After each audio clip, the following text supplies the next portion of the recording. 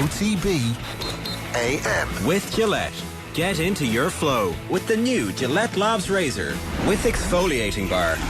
All right, you're very welcome along. It's Monday morning. We are bright-eyed and bushy-tailed after what is definitely the best and most interesting sports weekend of the year so far. If you've got anything you want to get off your chest, you can get it to us 0879 180 180. That's the WhatsApp number. Or you can leave a comment in the YouTube stream. Pester us however you want, because we're here for it this morning on That's Right.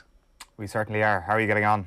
Yeah, pretty good. Not quite as good as you. I presume you're parachuting yourself into the green in the Gillette Labs performance rankings this morning, given that you managed to somehow wangle your way into a corporate box yesterday to watch your own county crown themselves kings of the kingdom. Yeah, I mean, do I lose badges for this? Does certain privileges within the mafia get revoked as a result of taking a corporate box ticket? Is that what happens? I think there's this kind of weird regard for the people who make it to the corporate boxes in the GAA world, because everybody gets there at some point, right? That's what happens. Like, somehow somebody manages to wangle their way in. They know somebody who knows somebody who knows somebody who knows somebody, and a ticket magically appears. And no one, you're not begrudged it the way you would be if you said you went to a corporate box at Manchester United or Liverpool or Chelsea.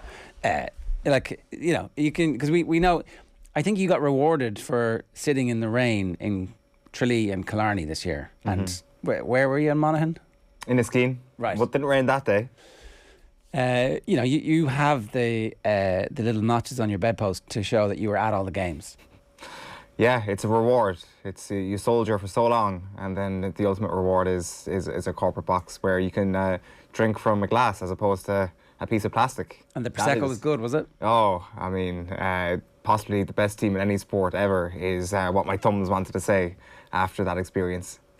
And it was a pretty straightforward coronation of all of the kings. You are all kings. You all have lovely kingdom bottoms. Oh my God! Well, wasn't it such? It was an anticlimax, I presume, from a neutral perspective, wasn't it? Like it actually looked worse on television than it did in real life. Naturally, we're kind of watching back a few of the scores, some fan footage from the Cusack stands, taken of one of the Paddy Clifford scores in the first half, and it was like, wow, this is walking pace. This really is not kind of even what it seemed from up in our gilded box, to be honest. So I don't know. Like there's going to be so many pieces written and said about how much we can or cannot read into what we saw yesterday. But the thing is, we saw a large swathe of people who are going to be in the first choice teams for both of these teams. That goes for Mayo as well.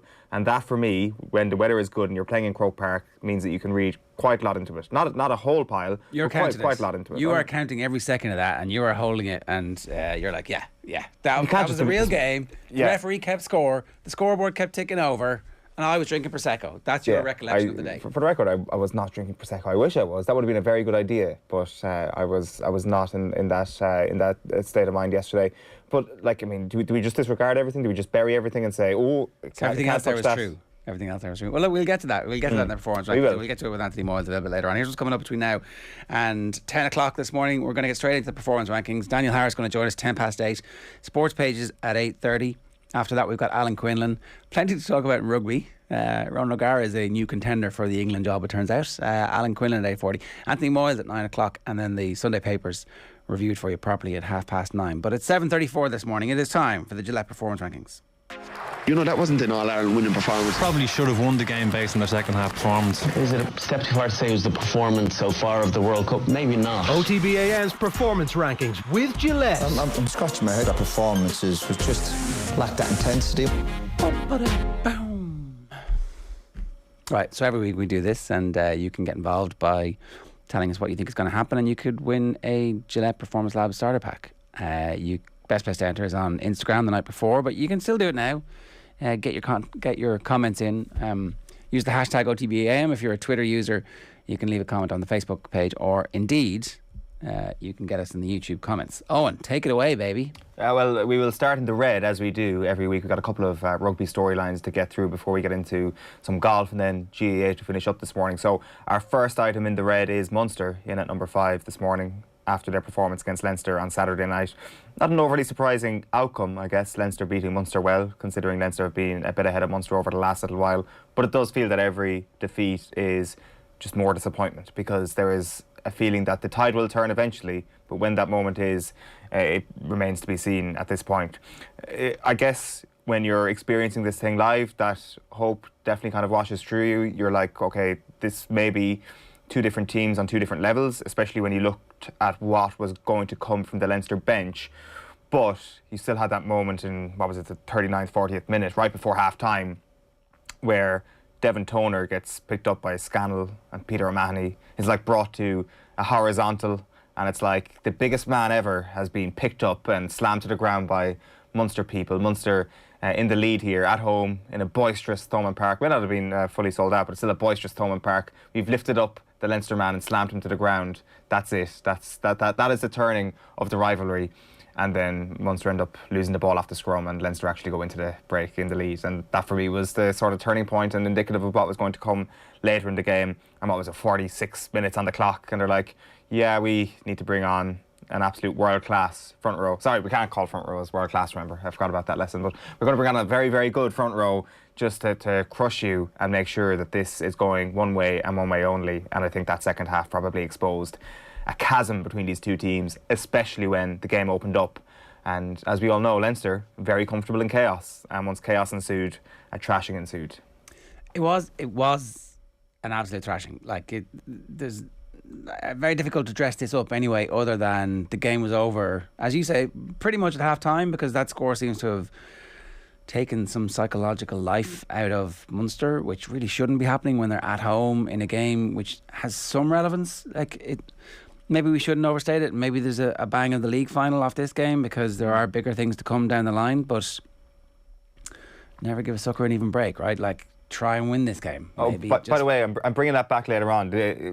People take note, never give a sucker an even break is Gilroy's catchphrase. That is coming back when we're doing the GAA later on, but sorry, continue. Well, I had been thinking about it in the context of the GAA, and it just popped into my head with this one. It's like, how often do you tell Leinster they are superior to you before Leinster are like, I mean, we know we are better than you, to the point where we're just going to crush you every time. Like, I don't know. I found there was a bang of Kildare versus Dublin in last year's Leinster final off the post-match comments about they're just better than us. I mean, they were too good on the evening. Well done to them. I think we gave away 6 breakdown penalties in the first half. That gave them access. The first try was a direct result of that. I felt they took the game away from us between minutes 48 and 60 with 2 very good tries. They just took it from us, like candy from a baby. We fought to the end. That was never an issue. I thought we played pretty well, but if you give them access, they will punish you. Then maybe build a wall. Get an alarm system. Don't give them... Except you guys are giving them the keys. You're like, oh, the door's open. Come on in. Make yourself at home on our couch. We've laid the beers out for you. That's the access they have to your front room. I don't know. It's going to be very interesting to see what happens over the next while, because there is the bang of lame duck off this at the moment. And you'd have to say that the next 2 weeks, you need to see a big performance and a big result and a big turnaround from Munster. Otherwise, this is another lost season in the brilliant careers of those players who are, it seems to me, not being served properly at the moment. Like, it's hard to argue with what you're saying there, and when it comes to giving them access into the game and maybe laying down for Leinster, you could probably make a case for that maybe in terms of the quality of the team or the game plan potentially. But what's kind of strange for me is that Munster never seem to be laying down for their opponents mentally. And I know it is the old cliche about Munster that they don't stop fighting and all that sort of thing, but even into the second half, you had that moment when Thomas O'Hearn goes up for a ball, and you know, he, like himself and Ross Maloney get into it, and it's not a brawl or anything close to it, but it's a bit of a schmozzle, and it's like, right, they're still bringing the fight on that level. Like, there was a moment kind of before half time where you had Carberry darting around a few players. Peter O'Mahony makes a few very hard yards, and then Lockman, I think, as well. And like, they're really just grinding out every single phase, which kind of says to me that yes, there is a gulf in class between these teams, but Munster haven't thrown in the towel yet in this rivalry. Like, I can see what you're saying, but I don't think that permeates through every part of this team just yet, and I definitely don't think it permeates through a whole swathe of players who are just ready to say Leinster are better than us. Well, but the coach is saying it. coaches saying they're better than us. Yeah, but I think I think this may actually be a disconnect between what the coach would be saying and what some of the players would be thinking. That's not a great scenario, is it? How are you going to beat the best team in the country unless everybody is completely unified and going after the same target day in, day out in training? It's like what Ralph Rangnick is saying about Manchester United. This has just been chaotic over the last number of years, and it feels like things at Munster have been kind of chaotic. Like what was the plan in signing those players that they signed? What identity were you trying to create? What problem were you trying to solve? Where's the evidence that you've got anywhere closer to solving the problem? Yeah, but who are you talking about there? Van Gran and the hierarchy at Munster, who have followed this course of action and who wanted to keep Van Gran. Like they want more of this. That's what they volunteered for, and he's walking away. But like the Munster hierarchy wanted more of what we're seeing right now.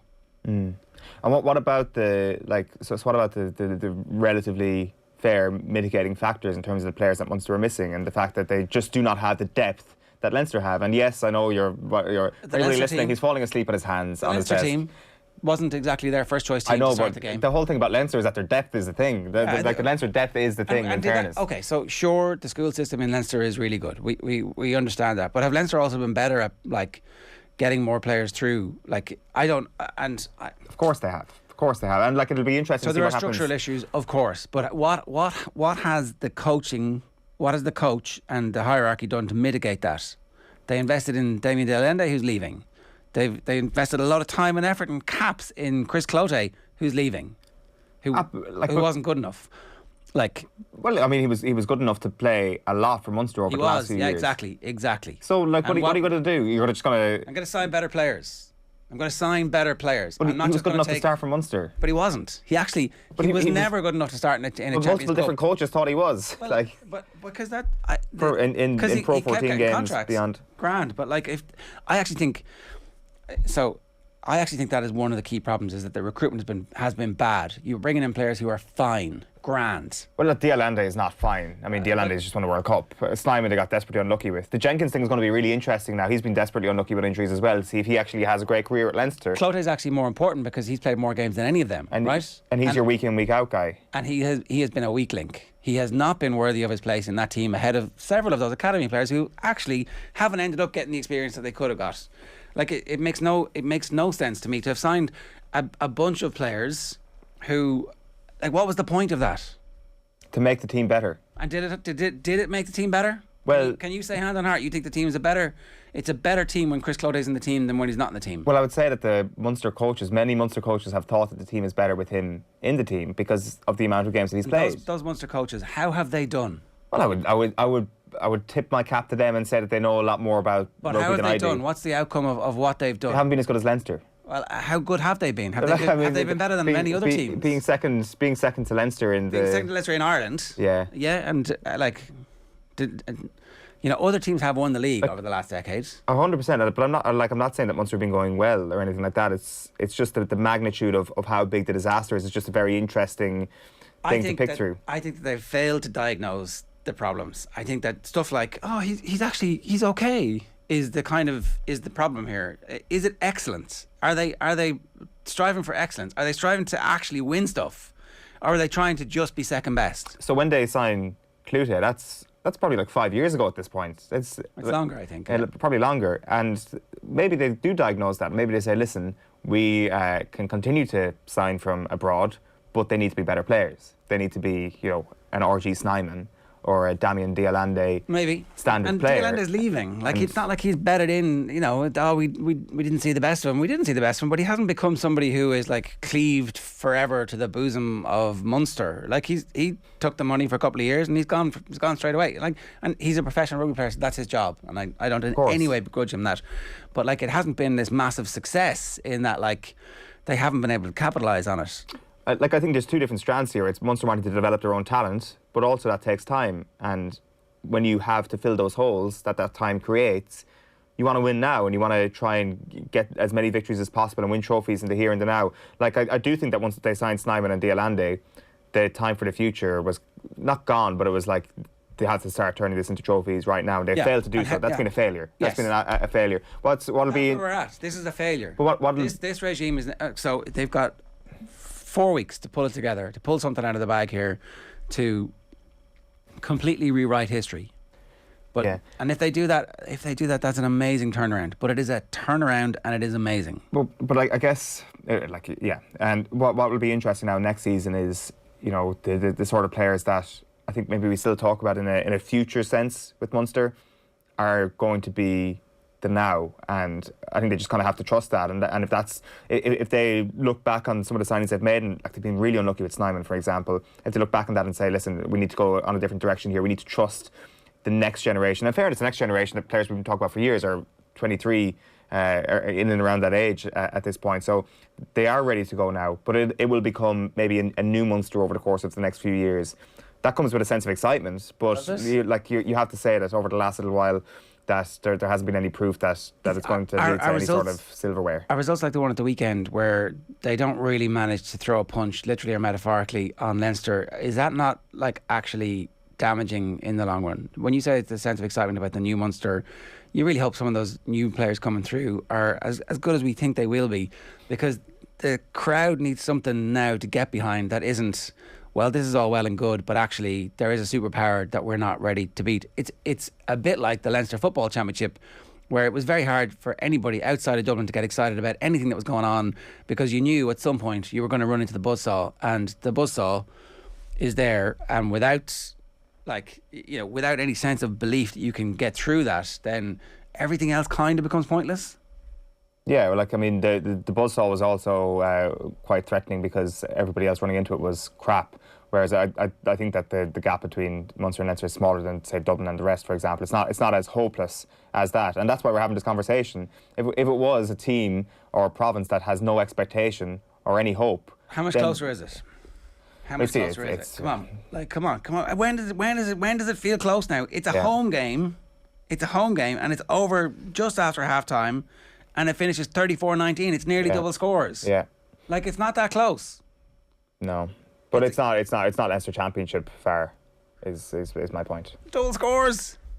It's not far off it. It's getting to that point. Are you really saying that this is? Well, when's the last time there was Dublin a win? scoring 5 goals against me, then whatever 2020. Do you actually think it's that much of a gap, that it's completely comparable? And is there not credence in the fact that Munster suffer more when they're missing key players than Leinster do, just by dint of the fact that their squad isn't as good? Okay, you keep making excuses. It's fine. I'm not looking for excuses. I'm making reasons. There's no. It has been a failure of a few years. You just want to love your team, and I understand that. You should love your team. You should. I'm sorry, dude, we shouldn't have done this. It's not fair. It's like it's a post-mortem in public, and you're like, not fair. I understand that you're too busy. Your blood is still 1 part Prosecco, and it's like, how can I be expected to defend this team? Yeah, Prosecco's good though. Will we move on to the other rugby talking point? Yes. Yeah, Christophe Urios. Who's this guy? Is in the red. Everybody knows Christophe Urios. He is the Bordeaux head coach. On Saturday night, Bordeaux were beaten in the top 14. They were beaten by Ronan O'Gara's La Rochelle. This is the first in a trilogy, by the way. They were playing the top 14. They're playing twice, back-to-back legs in the Champions Cup over the next couple of weeks. It was a big game. La Rochelle were trailing Bordeaux, still are in the league table, but they had to try and close the gap. Tensions pretty high in the game. Just before the referee blew for half-time, O'Gara was kind of on the pitch cheering his team on, like a big moment for his team. Gives it the big one, as you do. And as you can see here on screen, Urios does not take this very well whatsoever. He kind of comes out of shot. You can see Ronan O'Gara's reaction to what he says. He's not happy whatsoever. He's squared up to him, face in face like Pádraig O'Hora and David Clifford. And in no uncertain terms, Ronan O'Gara tells him to get away from him. Is there a flick? Is there a flick? From L'Equipe's live blog, they said the tension is enormous on the pitch and on the sidelines where Urios and O'Gara are arguing. The tension is palpable in this Atlantic but not peaceful derby. Clashes on and off the field have punctuated these 40 minutes. And I guess afterwards then you had questions being asked of the coaches and Urios. He says... He referred to O'Gara as la fout la merde, which roughly translates to he's effing shit. while also calling him unbearable. And he went on, kept calling him unbearable. How can he enter the field, talk to guys? He is lucky, really. He goes to the stands, he curses up in the stands, he F's and he shits on the edge of the field. This guy is unbearable. O'Gara didn't necessarily go to that level in his post-match comments. He said it's nothing important. He did not appreciate that I encouraged my players after a ball recovered near our line. I'm a young coach. I need to talk a lot, and I want my players to hear me on the pitch. I have a lot of energy, and it's important that I pass it on to them. This is celebration policing from the Bordeaux head coach. That's all this is. Yeah. That is all this is. Something has gone against you in a match. Bordeaux, fancy wines. And look, I understand. I understand. You know, the sensation of not wanting other people to be happy if they're happy for something that goes against what you wanted to be happy for. But I mean, you're an actual head coach of a team. You're an actual professional. Although you are a professional who has a little bit of form in going after other head coaches. Step up Fabien Galtier, formerly head coach at Toulon. Let's look at this exchange from a few years ago. Like, just keep watching this, Urios. A little push. Galtier.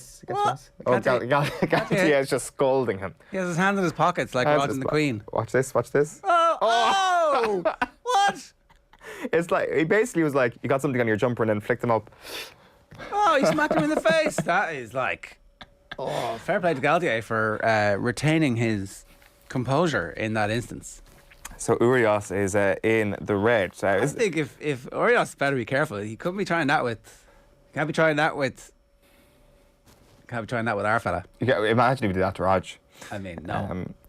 Ronan O'Gara's had a busy weekend, actually. The back page of the Irish Independent. O'Gara would love to have a go at the England job after Jones, Ben Coles and Rory O'Connor reporting that he's thrown his hat into the ring to become the next England head coach, describing the role as a cracking job. He was on BT Sports Sunday yesterday, and he said, yeah, it would be a great job, I think, actually. What a team. I think there's so much potential there. Serious rugby players, serious passion for the game in England. It's a cracking job. You'd love to have a go at it. Yeah. I mean, all joking aside, I don't think he's actually saying right now this is a job for me, but it's definitely everybody's on alert. It's like, you know, I think the turnaround in their season, the season started slowly for them, but they've roared right back into it, and he is proving himself to be one of the best and most interesting and dynamic and exciting coaches who's going to bring the attention. Like, if you're the owner of any of those clubs in England or in France, looking at what's going on, it's box office, and it's the type of exciting rugby that you really want. It's like his team plays a brilliant style, so you know, I mean, if he was to get the England job, that would be amazing, wouldn't it? Like, it'd be hard to hate them anymore. I mean, you'd have to, but it would be hard to. Yeah, like, I mean, I'm sure the players would do a pretty good job of allowing us to continue to hate England, but what an opportunity it would be. Like, it does feel that it's kind of, it feels like these next 18 months are an audition for everybody who associates themselves with the England job, because I presume, and I guess it is a bit of a presumption, that Eddie Jones will be there till the end of the next World Cup.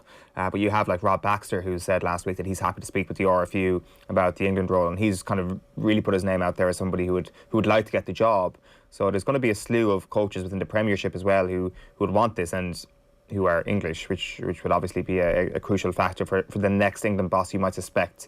Not that it's right or wrong, because I think Eddie Jones has done all right, especially when it comes to the World Cup, and he may well have a great World Cup next year, but I think there might be a sense that the RFU will want an Englishman next. Yeah, they have said that they would prefer an internal candidate and definitely an Englishman, so perhaps O'Gara's not really in the mix for it. But you never know, stuff like this where, like, if he was to go on and win the European Cup this year, is that the level that you would need to be at before you'd have enough currency with the English hacks, or would the fact that they actually all know him and remember him as a brilliant player buy him enough time for him to be the antithesis of Eddie Jones, who would be, you know, approachable to them, happy, they would be happy that he's got the gig?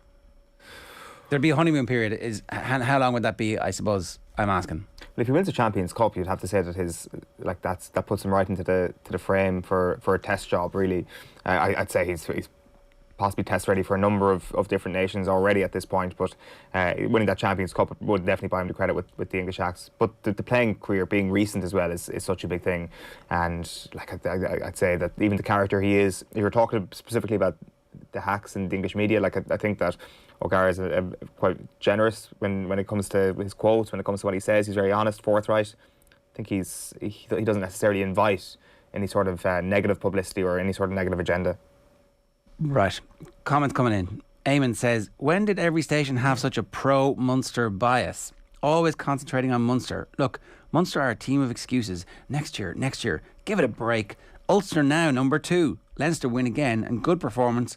And all the media talk about Munster. Is OTB AM sponsored by Ivamec, Barry's Tea? Michael says, should Munster not develop their own players better? Well, that would be nice. And Tennis Tank says, too early for this arguing. Haha, it's only for Eoin. He's still daydreaming of David Clifford and just how good he looks on that Croke Park pitch. Everybody from that province should be as good as him, is just my point. What if David Clifford played rugby? Like that is not a question. That is not the first time I've heard that question. That question definitely got floated in the aftermath of the 2019 World Cup. What if we managed to, funnel all that talent into the Irish rugby team? Would we win a Rugby World Cup? Where would he play? I mean, you could stick him outside centre. Yeah. Yeah. You could stick him out half. You could stick him full back. Yeah, a bit of a possibly. Stick him number 7. It's hard to know just because. Considering his style, is he like a Jacob Stockdale type player potentially even? But Stockdale's probably faster. I don't know. It's hard to know. Well, certainly, speed running with the ball, you would say it seems like Clifford is as fast as any human being has ever been. I don't know. Maybe the hype train has left the station and it's too late. Do you reckon? Maybe it's not. It's just, and it's so disappointing. He just never shows up in the big games in Croke Park. Yeah, it's so disappointing. Are we doing him next, or what do you want to do? Well, let's just move on to the Amber first because we got to go. Sorry, I forgot about the traffic light system here. The traffic light system. It's the British style, isn't it? Amber before green. Tiger Woods in the Grand is usually what we call the Amber, but we can't really call it the Grand. He's an Amber because there's just a whole pile of uncertainty around Tiger Woods at the moment. There's no decision made yet as to whether or not he's going to play Augusta. But he showed up to Augusta. He's practicing at Augusta. Yesterday, Evan Priest of Golf Digest said, I just watched Tiger Woods on the range here at Augusta National. Warm-up lasted less than 20 minutes. Worked from wedges up to driver. He did, and in block caps, not miss a shot. Every shot was flushed. Has not lost any speed. If that doesn't get you and your juices flowing for the return of Tiger Woods this week, then I don't know what does. Billy Horschel says, he looks like the Tiger we saw before the accident.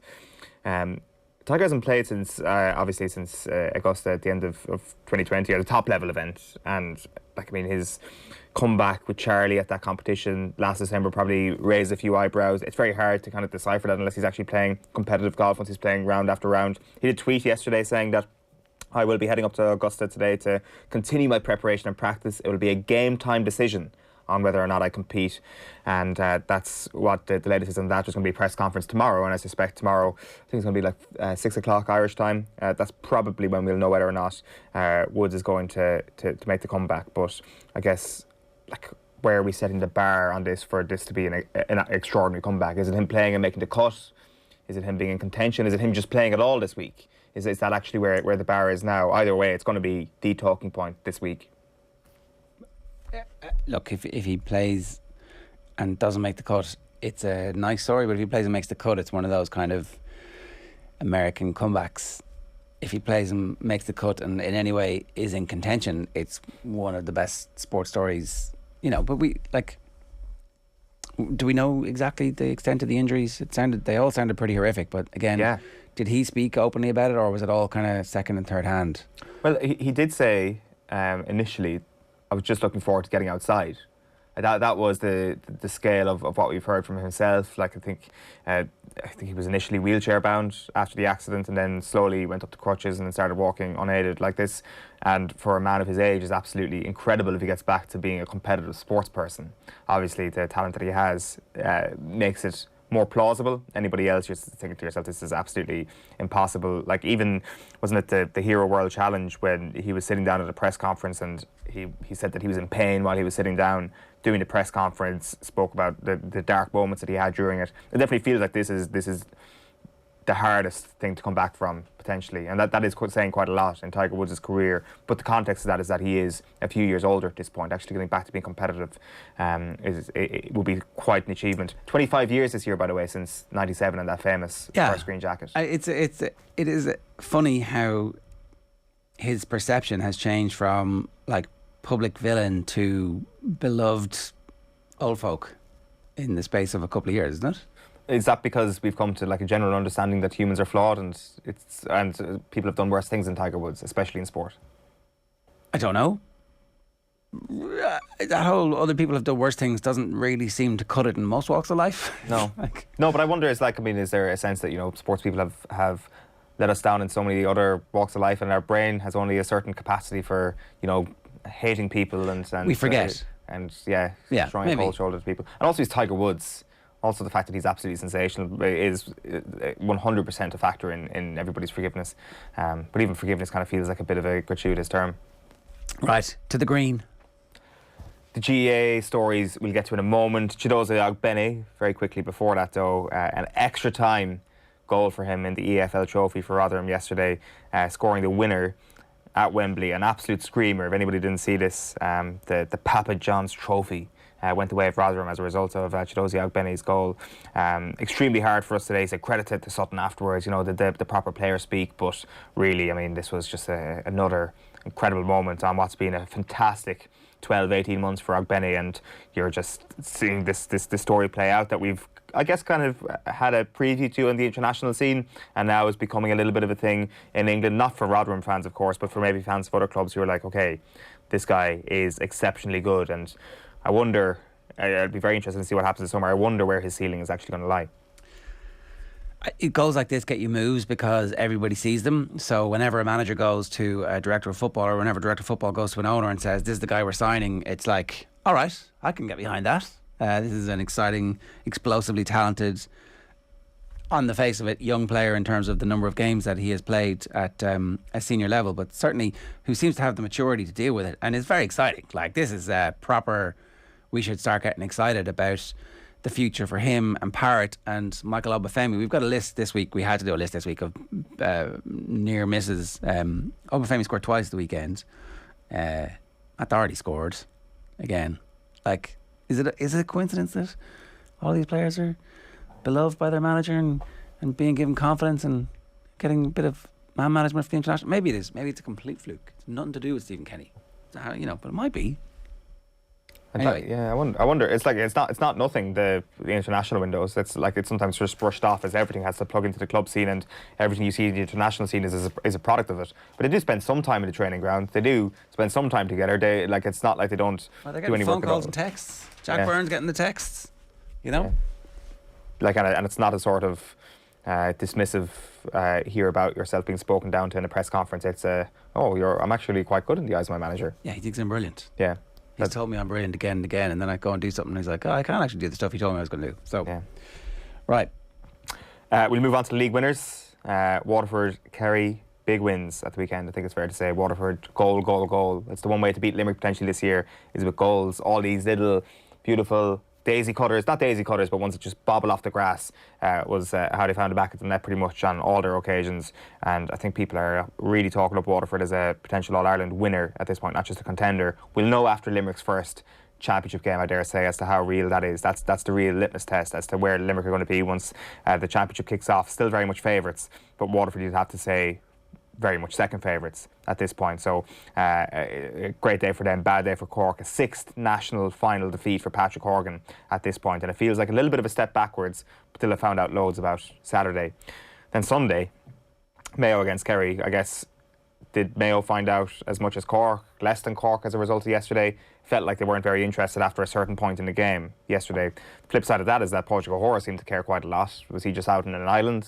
Was he on his own? Did the 14 other players not care and he did care? Or did their performance completely let themselves down, and are we now rushing to the conclusion that they didn't care? Very, very hard to find out what the truth is. You tell me. Well, what do you think? I think that just because they massively underperformed, that they were missing 5 key players, doesn't mean that we can't read into something this game. We can't just bury it and say that doesn't matter.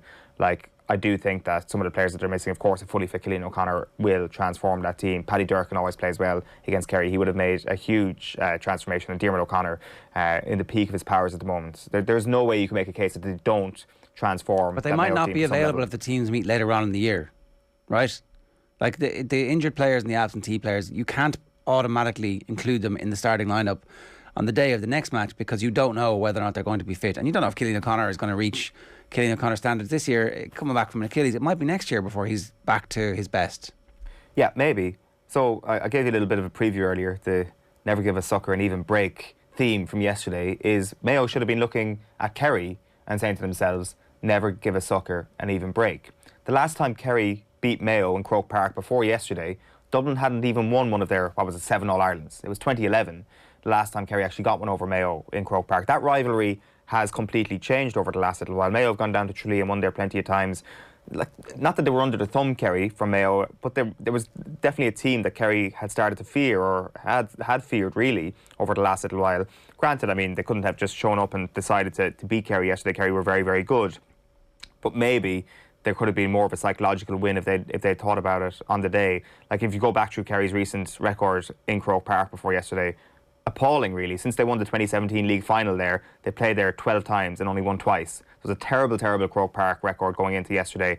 That's why it was a significant win for Kerry yesterday in the context of this year, is because they've won a relatively big game in Croke Park. No, it doesn't mean all that much. You saw the players at the full-time whistle. They don't care too much about winning a league title. But psychologically, I think this is a big thing. They went down to 14 men for 10 minutes in the second half, and Mayo for a second thought that they might be able to launch a comeback. What happens at that point? Shane Ryan, who hasn't been the first choice goalkeeper, pings, kick out, nails it. The next one, he nails it. The next one, he nails it. And that, for me, is what you can read into from yesterday. When the pressure was on, not for the full 70, 80 minutes, but when the pressure was on in those moments, Kerry actually did step up. I think that's a big hurdle for them to overcome yesterday. I think Mayo had an opportunity to make that hurdle a little bit more difficult for a rival, and they failed to do so. So that's what I'm reading into yesterday. Yeah, I think there's always a fair point, and I think the same applies from Waterford's perspective, is that they actually do benefit from a national title at this stage in their evolution, and that is a management team who is getting absolutely everything out of that group of players, who still have many other players to fit into the team over the next 5 or 6 weeks when the Munster Hurling Championship explodes. So very, very excited about what Waterford are doing. Like, the one thing you would say is that maybe Cork didn't quite have championship intensity, although I don't know why. Like, I don't know why they wouldn't have had, because it felt like they needed to win one of those games. So I don't think Cork are as damaged as some people are telling us in the aftermath of that game. I definitely think that it's a new competition. It starts in 2 weeks, and away we go. Let's wait and see what happens in that one. But the Munster Hurling Championship is like as good a sports competition as there is. It could be even better if they all played each other a bit more often. But anyway, it doesn't matter. It's as good as you can hope for. And you should pay attention to every single second of it, because it's going to be lit. Mayo's performance was so vanilla, and their defensive structure didn't exist. So we talked to Colin Boyle a good bit over the last couple of months, and he talks about adding plus ones and always having an extra sweeper. There was none of that There was none of that. Yeah. So they were like, we don't care. Clifford is clearly going to win that battle. But what happens later in the summer if they go again? There's like a fire in Ahora that, like, Ahora plus one, is it the same result? I'm not sure. I don't know. Like, I mean, himself and Mullen took turns on Clifford and Tralee a few weeks ago, and obviously the result was much better from Mayo. Leaving him one-on-one, leaving anyone one-on-one with Clifford is obviously going to be a bit of a nightmare. But later in the summer, if they play again, you've all of a sudden got Sean O'Shea to worry about in that Kerry attack. Like, they had Gavin White to worry about yesterday for only half the game. Like, anybody who was there will have seen that Gavin White was not the same player after that head knock. Like, in the second half, he was struggling for a long time before he got taken off. So you got barely half a game out of Gavin White, no game time out of Sean O'Shea. They've had to navigate the last few weeks without two of their best players. Like, Clifford's amazing. Clifford's possibly going to go down as one of the best players of all time. But Sean O'Shea and Gavin White are absolutely incredible players. Absolutely incredible players. Arguably the two best players in their position in the country right now.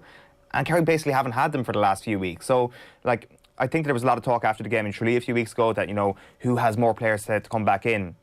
I think Kerry probably had more players to come back in than Mayo that night. But I think in the context of yesterday, given White did play some game time, I think Mayo clearly have more to come back in from that night. And maybe Mullen does make a difference.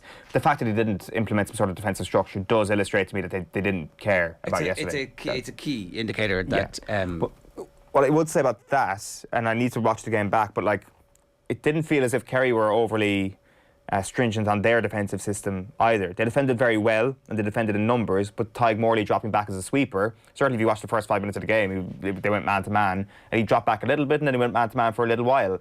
So I think this idea that Kerry, had sweeper back and kept him there, which they had done for a lot of the games this year, that actually wasn't true yesterday. So I wonder, did Mayo tap into that a little bit? They were like, okay, well, there's actually no extra man here for us to drop back because he's not doing that. So I don't know. You need to kind of rewatch the game to see exactly where he was, because you're trying to keep up to speed with what's actually happening score-wise. Yeah, I do wonder about how, rewatch the game. Well and good, but actually when it comes down to if that was an All-Ireland semi-final, Mayo are lining out totally differently. I'm not saying that they have different, so say they only had that available selection of players, they're still playing totally differently. They'll be much more super defensive. They will have a specific plan for Clifford that they weren't revealing yesterday. Yeah, totally. The fact is though that it was 15 points of a difference. I think that's an easier thing to take away if you've lost by 6 to 8 points. Definitely. You would have thought they were much closer, even if they go 15 on 15, that it ends up that way. But they lost by 13 points in the 2006 All-Ireland final, which is often painted as it was worse than that. Yeah, it was. It was. And that game was over after 8 minutes. Doesn't matter, And is Shane Ryan now the goalkeeper? Yes, that was the big thing. Yeah, yesterday was an absolutely huge game for Kerry. They needed to win yesterday. They needed to put those goals to bed, and the goalkeeper needed to have a big day. And Jack O'Connor, he's played this league perfectly. What's happened now is that he's got a goalkeeper who is his number one guy, who's put in a really good shift in Croke Park. And also his backup has got experience throughout the league. So okay. So it's Jack O'Connor's a genius. I get it. You love him. Why don't you marry him? I get it. It's great. You're fantastic. But what about this, Eoin? Yeah. What about the fact that you absolutely mullered Tyrone in the league last year? Oh yeah. Don't forget that. That's what I'm saying. But never give a sucker an even break. Maybe you're the sucker. But what are you? Okay, maybe. But what do you say? How have we been given an even break? I don't know. What's you've been allowed to waltz through thinking you're deadly and winning a national title. No, nobody's saying that. Celebrating, we are the kings. No, nobody's saying that though. I think you're the ball. Who are you? Who are you backing in the semi-final if it happens? Oh, you have to back Kerry. Kerry Dublin, Croke Park, Full Hill. Kerry Dublin. Yeah. That'd be interesting so to you're see. Thinking about it. You're thinking about it, exactly, and everybody's thinking about it. Well, Kerry are the favourites. Kerry are 3-point favourites as it stands today if that game happens. Nobody in their right 5-point favourites. Nobody in their right mind is thinking that Kerry are going to waltz this All-Ireland. That is absolute nonsense. I think the price is telescoped now. Everybody, it's Kerry in their own tier, and then after that, it's everybody else. I'm not putting that money on. You could have a number one, Kerry, in the power rankings, and then you could have joint fourth. It would be Mayo, Dublin, Tyrone, and maybe somebody else. A little bit of a preview for the power rankings this week. Tyrone are clearly going to be an All-Ireland contender this year, and they are the one team who beat them this spring. All right, 12 minutes past 8. That is this week's power rankings. OTB AM's performance rankings with Gillette. The power rankings are tomorrow, obviously. That is the performance rankings. The Gillette Labs performance rankings. For an effortless finish to your day, every week we're giving away a Gillette Labs shaving kit to be with a chance of winning. Let us know who you think should make the performance rankings. The best place to enter is the Off the Ball Instagram page.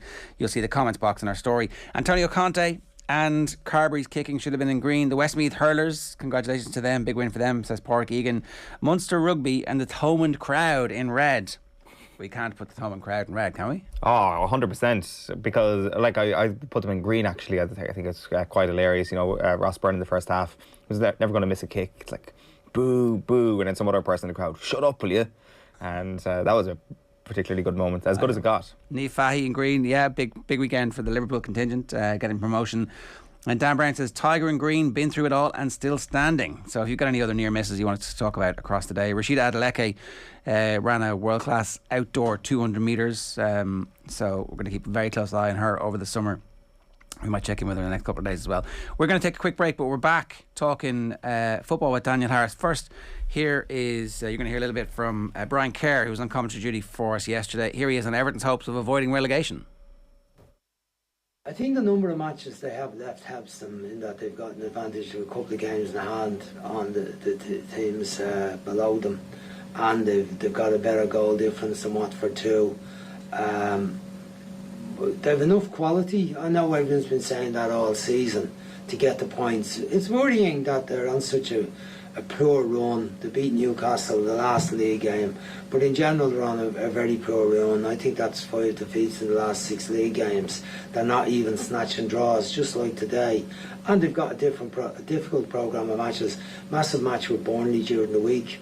Burnley, we'd be thinking if we can get a win, we could get in a bit of a roll. I think Burnley are in big trouble. this time out. I've always fancied them to come around, but they haven't been able to stitch any consistent run of wins together, really. And but that'll be a right scrap during the week from two teams in such a poor position. But after that, they've got a lot of difficult fixtures. Manchester United, Leicester twice, Manchester City. They've not many winnable games in there. They've Arsenal still to come. The only other game you'd say, well, that's a game they could win. Brentford, who are in very good form at the moment. The rest are teams that are all in the upper part of the table, or Leicester, who should be higher up the table than they are. So they're in a very sticky position, but I think they'll just do enough to survive. OTB AM. This is OTB Sports Radio. After we imploded in the league last year, I wasn't right for a long time. Keep up to date with the latest WSL action. Something else that I wish we did have more of in the Irish setup was that psychological support. And the biggest interviews. When you're an elite athlete and that's just part of who you are, to have that taken away from you is almost more destabilising than going through something like chemo. Subscribe to the Koi Geek podcast stream on the OTB Sports app now. With prices from only €289 for fully comprehensive car insurance, everyone's making the jump to getsetgo.ie. New business policies only. Prices subject to minimum premiums. T's and C's apply. MCL Insurance Services Limited Trading is getsetgo.ie is regulated by the Central Bank of Ireland. OTB AM. With Gillette. Get into your flow with the new Gillette Labs Razor with exfoliating bar. All right, tonight we are doing our very first live in-person event since early 2020. It is to celebrate, us and Ferryhouse are joining, Ferryhouse Racecourse are getting together to celebrate the 150th running of the Boyle Sports Irish Grand National at a very special OTB Roadshow in Dunboyne Castle Hotel and Spa. So if you're anywhere in the North Kildare, South Meath or West Dublin area, then you should be able to make it along tonight. There are a couple of spaces left. If you are a racing fan and you want to go, we're going to have racing royalty there. Incredible lineup, including Nina and Paul Carberry, Noel Meade, Robbie Power, Arthur Moore and many more in the crowd as well, looking back at the most famous racing memories and stories that the race has produced over its more than 150-year history. If you want to be there with us, just go to otbsports.com/racing. Kickoff is around 6 tonight, and if you can make it, we'd love to see you. I'm going to be there, and should be good crack. We'll play it out on Friday week, I'd say, in advance of the Grand National. Now, let's turn to football. Daniel Harris is with us. Daniel, good morning to you. Hello. What kind of a title race are we having here? Is this proper two all-time great teams? Are they? What is the context of the title race? How good? Yeah, I think to be all-time great teams, they probably need to win something, one more thing, maybe. But it's definitely one of the great rivalries of not just the Premier League era, but any era in English football. Because what we're seeing two teams that are inspiring each other to greater heights, and when they play each other, we're often seeing really good, intense games, which hopefully will happen again next weekend. The Liverpool fans that I know, and some of them work with us here, were like, "Oh, Man City are going to win this league title. It's Man City's to win." And then Liverpool kind of had a bad run of form, and I felt a little bit like the Liverpool fans were like being reflectively defensive about that. It was like, there's no way that Liverpool should be behind this City team, and in the long run they shouldn't. They're just as good as them, and they should believe that they can go toe to toe with them, notwithstanding the amount of money that Man City have spent. Liverpool are a bloody good team. Yeah, I think Liverpool do that. When we see the head-to-heads, what you don't have Liverpool sitting back trying to stay in the game. You have Liverpool trying to impose their game on City. I don't think that Liverpool feel they're inferior at all. And I think one of the things that's very characteristic of this Klopp side is they think that they can win any game from any position.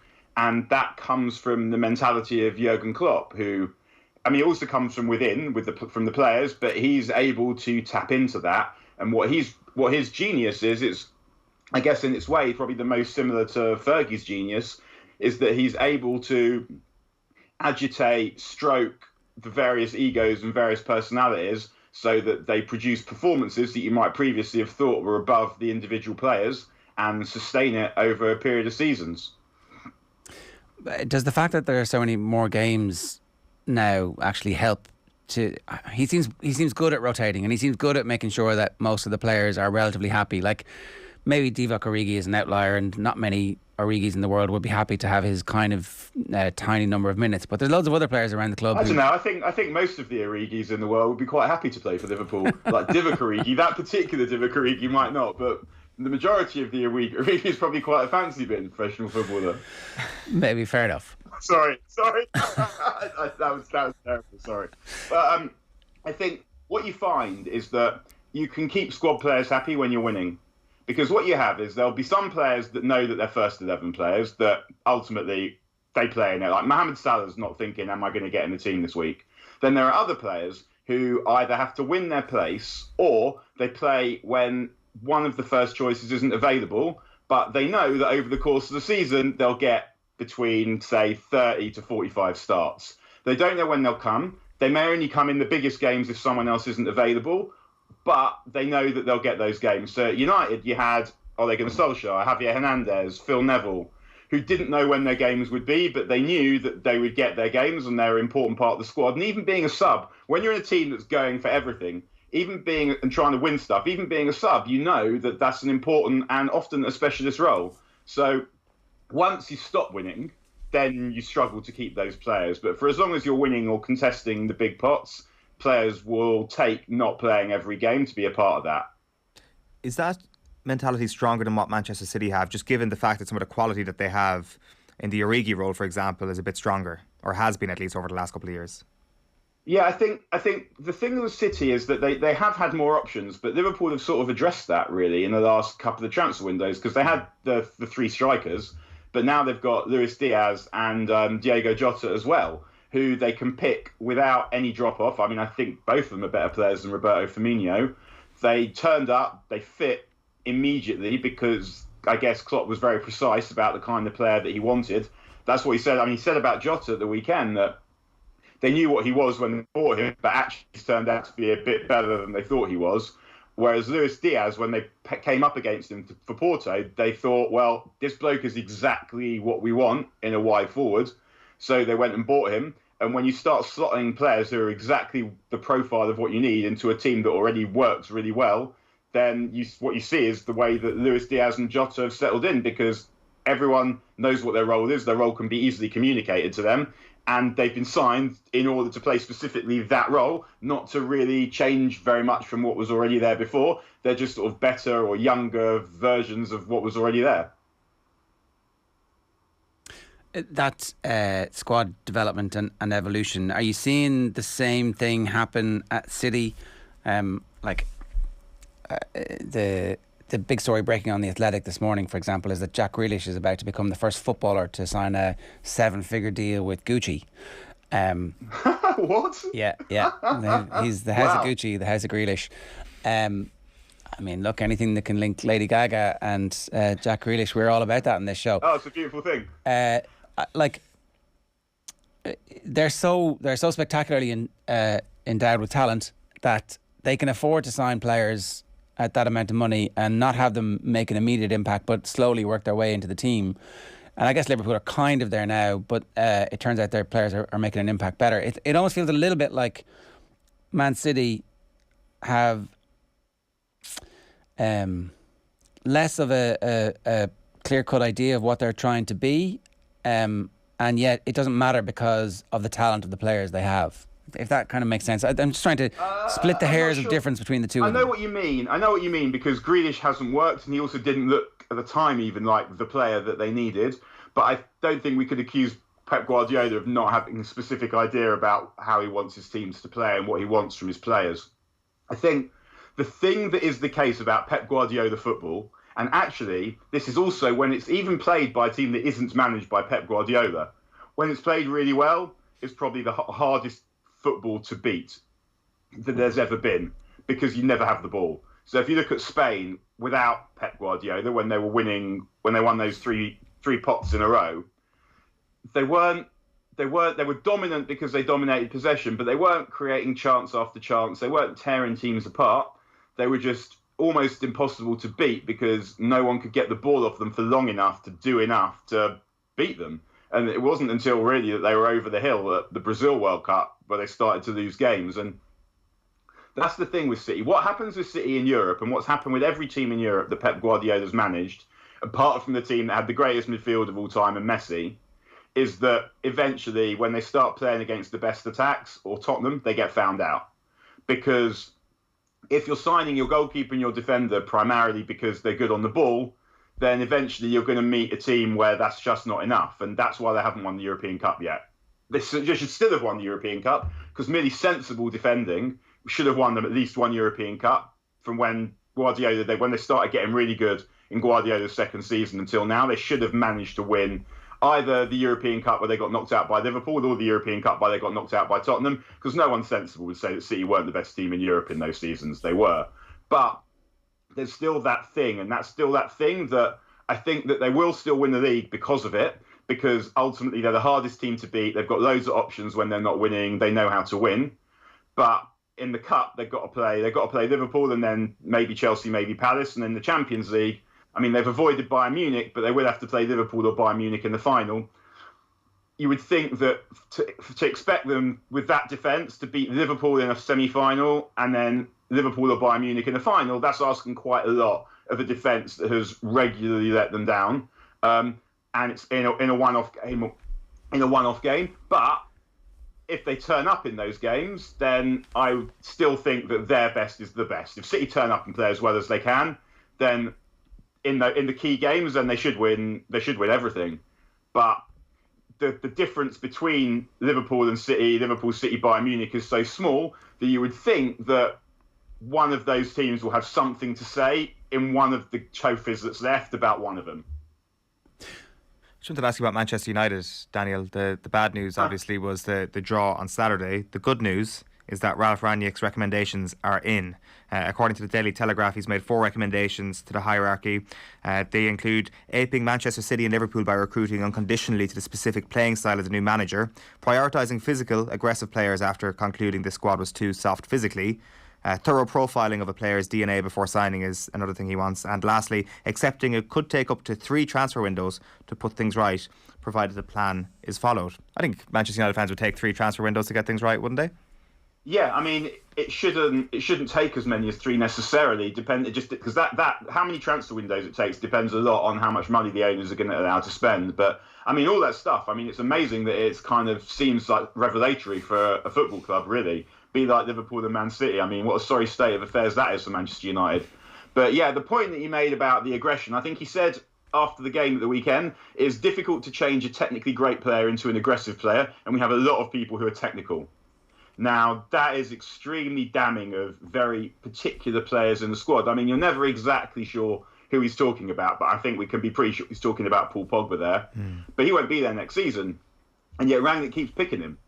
He's probably talking about Jadon Sancho as well, I think, who could be and should be an absolutely amazing player. But the thing, like, he was very clearly crowded out of the game against Atletico Madrid. Now, I actually think part of that was Rangnick's fault, because he was playing on the left side and Atletico's best defenders were on the right side, and he should have been tried on the other side. He wasn't. But still, he doesn't have incredible gas and he's not incredibly physical, but he's got a frame where he could be more physical than he is. And I think there's work to do with Jadon Sancho for that reason, but I think there's work that can be done. Another one I wondered if he's talking about is Rafael Varane, who physically and contesting the balls in the air is exceptional. But the thing with him that kind of bothers me a little bit is that when you watch United play, the goals are very rarely Varane's fault.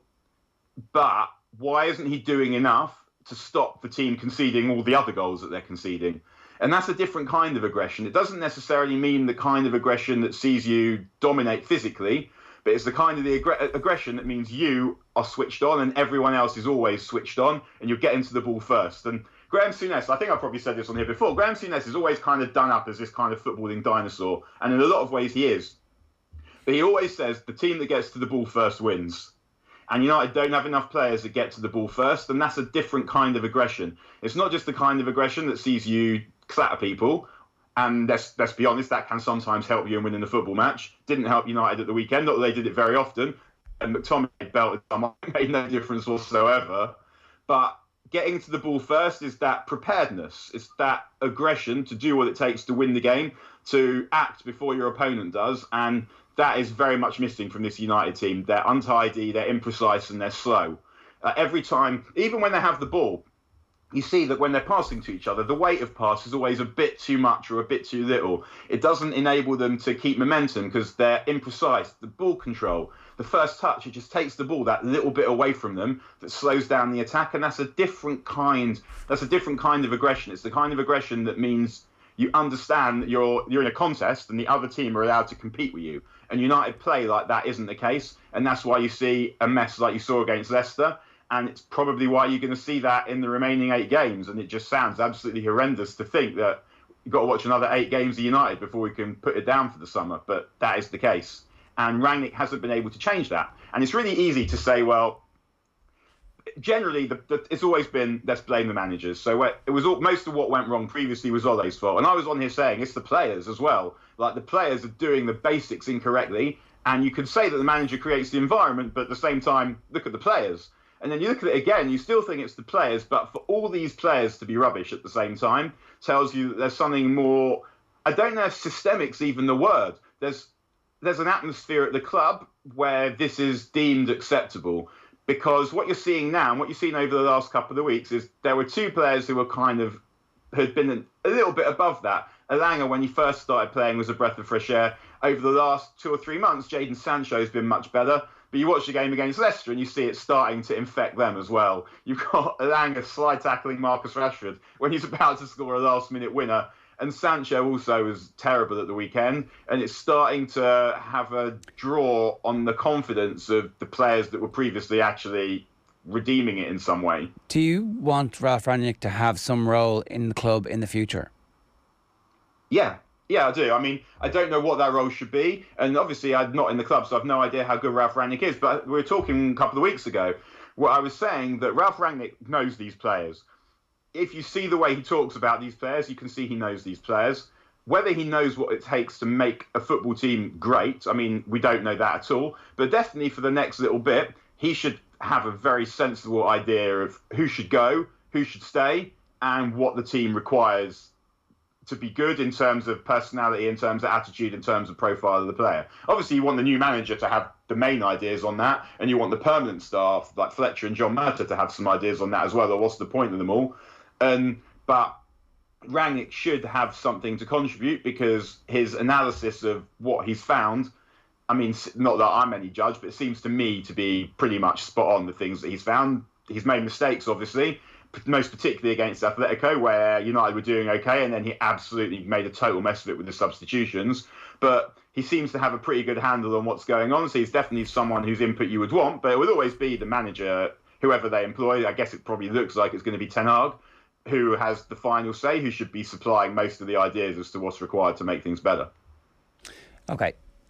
Where are they going to finish? And would it be better for them to be playing Europa League or not playing any European football next season? It's an opportunity for them to be the first club to complete the set of all the European trophies by winning the Conference League. I think that there's something to be gained financially from being in the Europa League, even if the early stages of that Europa League, if you support one of the richer clubs, are not enjoyable unless you're just... I mean, it's interesting because it's nice, same with the Conference League, I guess. You get some good Euro aways for the people that are travelling, some places you've not been before, some places you've not even heard of. I've got a mate that supports Leicester, went to Randers away, told me he was going to Randers. I even know, what's that? And I feel like I'm quite conversant in European football. But so there is that aspect. There's also the aspect, I just remember the first year of Van Gaal, which came after Moyes, United didn't qualify for Europe, and they got knocked out of the League Cup in the first round there against MK Dons. They lost 4-0, which is a fairly enervating memory. But there weren't a lot of games in that first half of the season. And when you follow football, particularly when you haven't had it in the summer, you want to watch your team. And it felt like, especially if you support a team that you're used to playing midweek games, there was hardly any football. And I found that quite, I guess unpleasant's not quite the right word, because unpleasantness was also watching Van Gaal's United. But you should be careful what you wish for. There is something about European football that gives you that kind of nice, pleasing structure to your life, that your team play at weekends and then your team play again in midweek. I guess that if I was managing United, I would not be sending my first team players to go and play in the early stages of the Europa League or the early stages of the Conference League. If that's what it is, I'd just be sending the youth team players to get some experience. And why I'm on that point, it's very easy as a supporter and even as a journalist to say, well, this isn't working, just chuck the kids in. But the atmosphere at United is already not great. If it carries on like this, in the next 8 games, it's going to get quite toxic. And I think what Rangnick needs to do is he needs to try and find some positivity. And if he knows that Pogba, Lingard, Cavani aren't going to be around next season, it's just absolutely pointless playing them, particularly given that he's got an interest in what happens next. Because in theory, he's going to be a consultant. Then it's worth, why can't we see Hannibal Mabry? Why can't we see, if you've got no strikers in your squad, which United don't, why aren't Hugo and McNeil on the bench? Fergie would do it. Like Federico Makeda scored 2 crucial goals for United in a week, was more or less never seen again. But there's a certain aspect of being a centre forward that only a centre forward is going to deliver to you. And it's strange that United aren't trying to call upon that, just to find some positivity from somewhere. Because watching the same stuff that we've seen over and over again, McFred, Bruno, Pogba, no one thinks that's going to work because it ain't sexy trial football. and error has told us that it doesn't. So they must find some positivity from somewhere. And then I think it's much more about ending the season positively than it is about whether it's Europa League, Conference League or nothing. A lot of trial and a lot of error, it turns out. Good stuff this morning. Thanks a generation of. Cheers, Daniel. Take care. See you again, lads. Have a good morning. Bye. Daniel Harris giving us some thoughts there on the weekend's football. If you want to get involved, 0879 180 180 is the WhatsApp number. It's time for the sports pages. There are so many idiots out there, so many spoofers. There's a lot of horse. I think he's a total spoofer. What do you mean a spoofer? He's just bullshit. No, Eamon, come on, don't be. No, I'm not having that. No. Start with otbsports.com this morning. An opportunity for you, if you haven't seen it, to watch Chiedozie Ogbene absolute screamer at Wembley yesterday, which ultimately was the decider. They win 4-2, but that's the 3-2 winner. And Roscommon's Diarmaid Murtagh also scoring a spectacular goal where the Galway defence parted like the Red Sea. It was one of those where it's like, put the ball over the bar. Put the ball over the bar. What are you doing? You're taking so much out of the ball. Put the bloody ball over the bar. Oh, he's wasted the chance. Oh my God, it's in the back of the net. You're so conservative.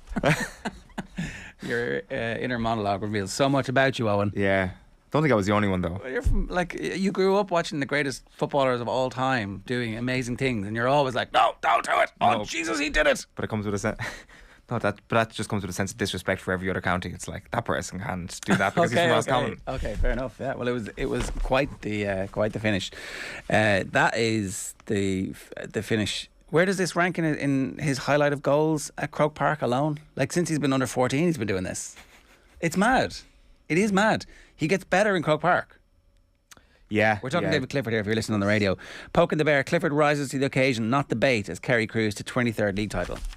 That's interesting. The bait is the interesting part here. I've no problem saying it, that I wouldn't be surprised if David Clifford started that whole thing yesterday. Well, so Buff Egan stuck up a video which went viral. Sports Show also had it up, and it's Pádraig O'Hara chasing Clifford around and jawing in his ear, and then Clifford turns around and O'Hara goes, come on, let's go for it, and then Clifford walks away from it, which is great maturity. The comments are full of Mayo people saying, oh Jesus, you cut the video short, you should have showed the bit before that, where apparently they allege that Clifford has given it some to Mayo players on the ground injured. It's like Alfinga Haaland, Roy Keane style. Disrespectful for my injured colleague. So Pádraig O'Hara in that instance is actually a crusader for justice as opposed to a mouthy whatever, which is how he's painted in the video.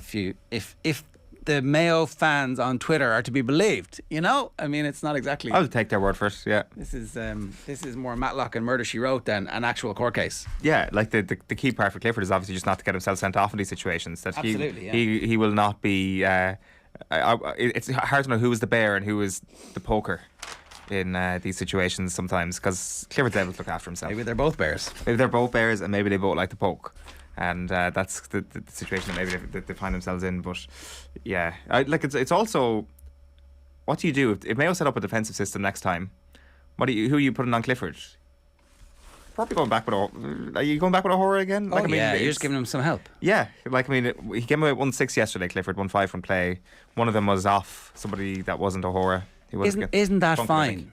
Isn't that fine? When I was looking up the score yesterday, because I also did tweet kind of like screenshot of O'Hara, and then the score was like 1-6 for Clifford. kind of like standard. Yeah, fine is probably how you'd do it if you put in a bit of defensive help with him. Maybe mix him up with, like, Horn went on a couple of runs in the first half yesterday as well, and Clifford was left isolated, and I'm like, is that actually the right thing to do? Or do you actually need to have kind of like rotating cast on him? I don't know. Anthony Daly is saying Dacia Masterclass means Keegan will earn Cork crust now. So Gary Keegan, part of the backroom team with the Cork hurlers, I'd actually forgotten about. And also David Collin from Owen Callaghan saying that they need to move Coleman up front, which is like an interesting reaction, because I thought, like, is Coleman not an absolutely key linchpin in their defence? So we'll see. We'll get into that with our hurling analysis over the course of the week. The other stories, Ronan O'Gara would love a crack off the England job after Jones and Matt Doherty on the back page of the Indo. Tiger Woods on the front of the Telegraph, because it looks like he's going to play this week. The front of the Irish Times is O'Hara and Clifford, and they're going at it, and no backward step is being taken. Johnny Sexton's coming back to talk about our earlier, Munster are missing loads of players, and then Johnny Sexton rolls in. They probably picked the world-class Irish front row, and I'm saying, no, come on, you can't be having... They basically did, they played half the game. Can't be telling me that Munster are like close to Leinster at the moment. United have wrong DNA. That's Ralph Rangnick saying this place is a shit show, and we all agree with that.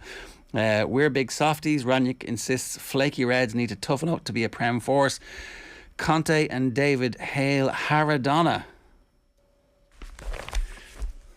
Is that what we're calling Harry Kane now? That's the opposite of Tab in the morning, whatever that is. We need something that's like anti-Tab, whatever that is.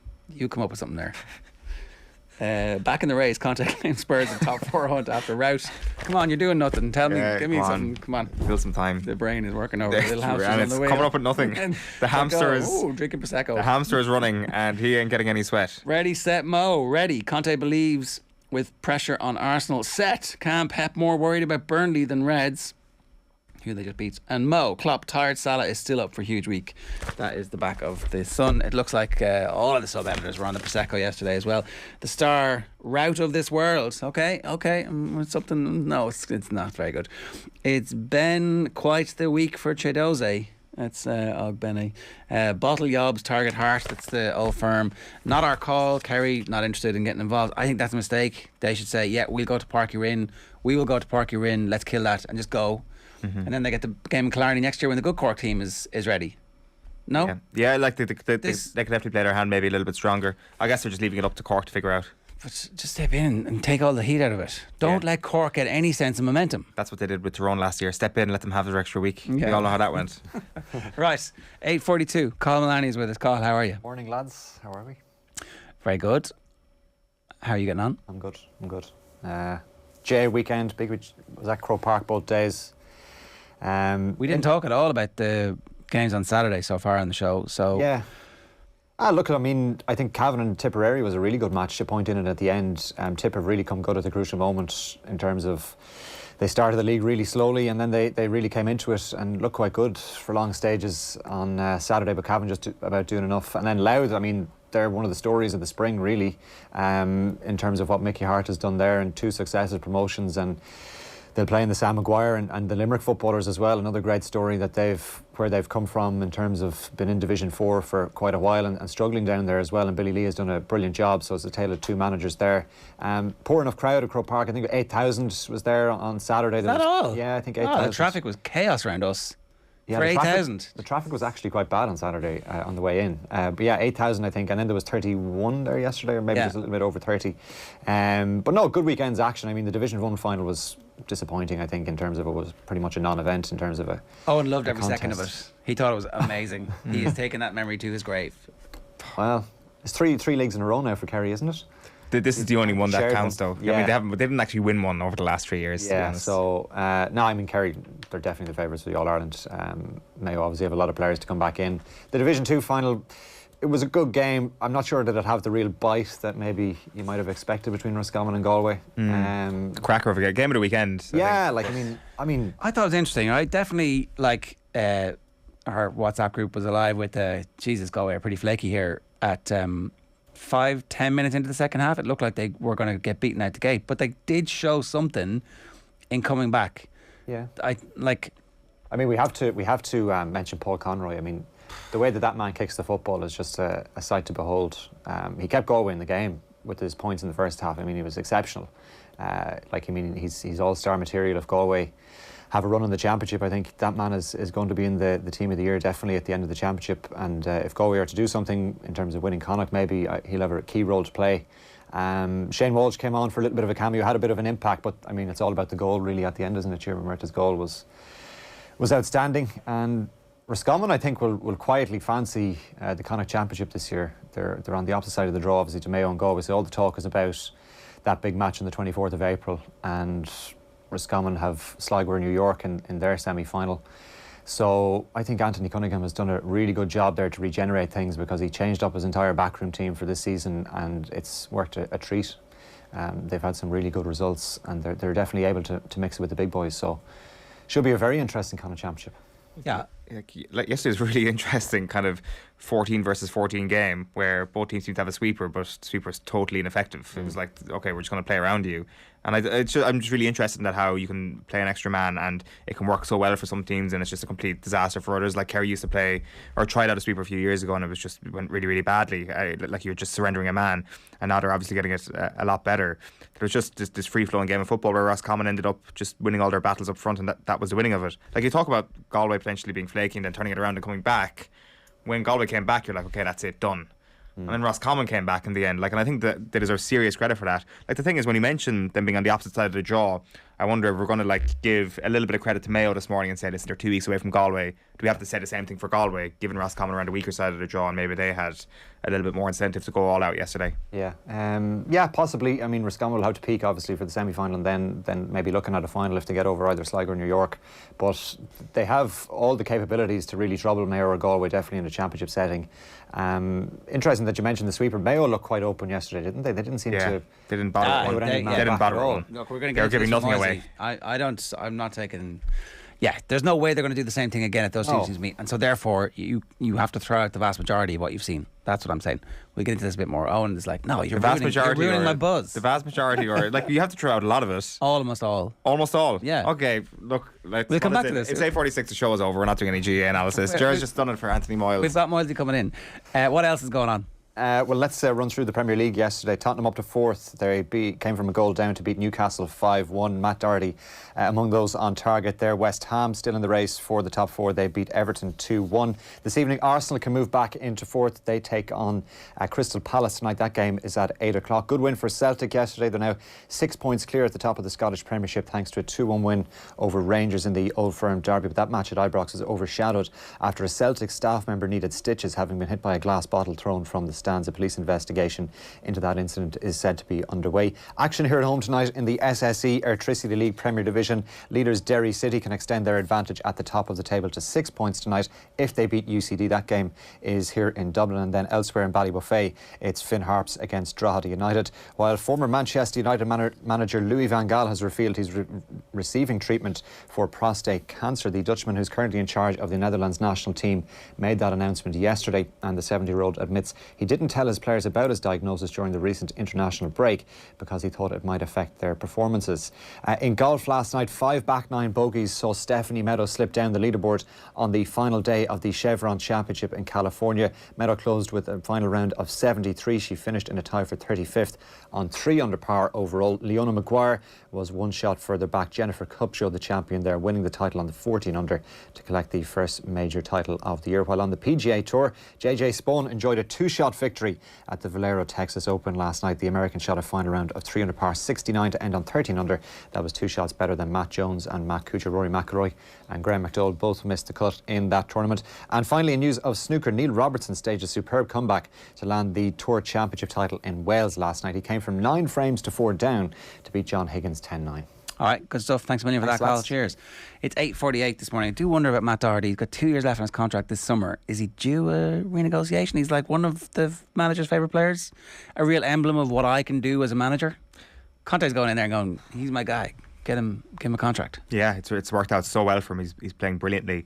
I just think that probably gives him a cushion, does it? Or gives the club a cushion. It's still probably fresh enough for Doherty to have a little bit of the nightmare in his rear view mirror. Just a little bit. Yeah, so it's sign a new deal, no?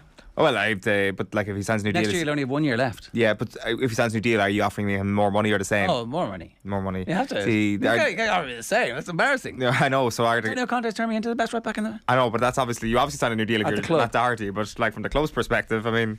They're not... I don't know. Maybe not. But he's fair play to him. He's made for life now on the back of this 6-month run. Yeah, no, in fairness, and like I mean, he's always had it in him. Spurs looking. He was really made for life when he signed the Spurs contract, obviously. But this is like a woohoo second big contract. Yeah, it sees him out now. Right, 8:49 this morning. Alan Quinlan is with us. Alan, good morning to you. How are you? Morning, lads. How are you? Yeah, we're good. We've been talking about Munster already, and we'll get to that in just a second. But have you heard from your friend Ronan O'Gara at all? Because he's making headlines all over the world. Yeah, I see that. No, I was talking to him Saturday night after his little argument with Christophe Urias on the sideline when they played Bordeaux. But I didn't know he was talking about possibly taking over the England head job, or saying that he'd enjoy the job and he'd possibly do it. But that's not a surprise, I suppose. Look, it's somewhere in his position. I suppose if you're Irish, it's kind of like Roy Keane. I don't know how to feel about this. Roy Keane, when I can't remember which one of the Man United players was going to City, or possibly it was Mark Hughes about managing Man City. He said, "Well, you just don't go there, and that's it. You just say no, and you don't go to that lot." But I don't think it's that much with Rog. But it's interesting, isn't it, to hear that? And that's what he said in BT yesterday anyway, so I haven't spoken to him since about it. He's a good Alpha Master, our Rog, though. He's telling the English audience on BT. It's a great job. Of course it is. Great job, yeah. A job that he'd be interested in. But I suppose, it's all about timing.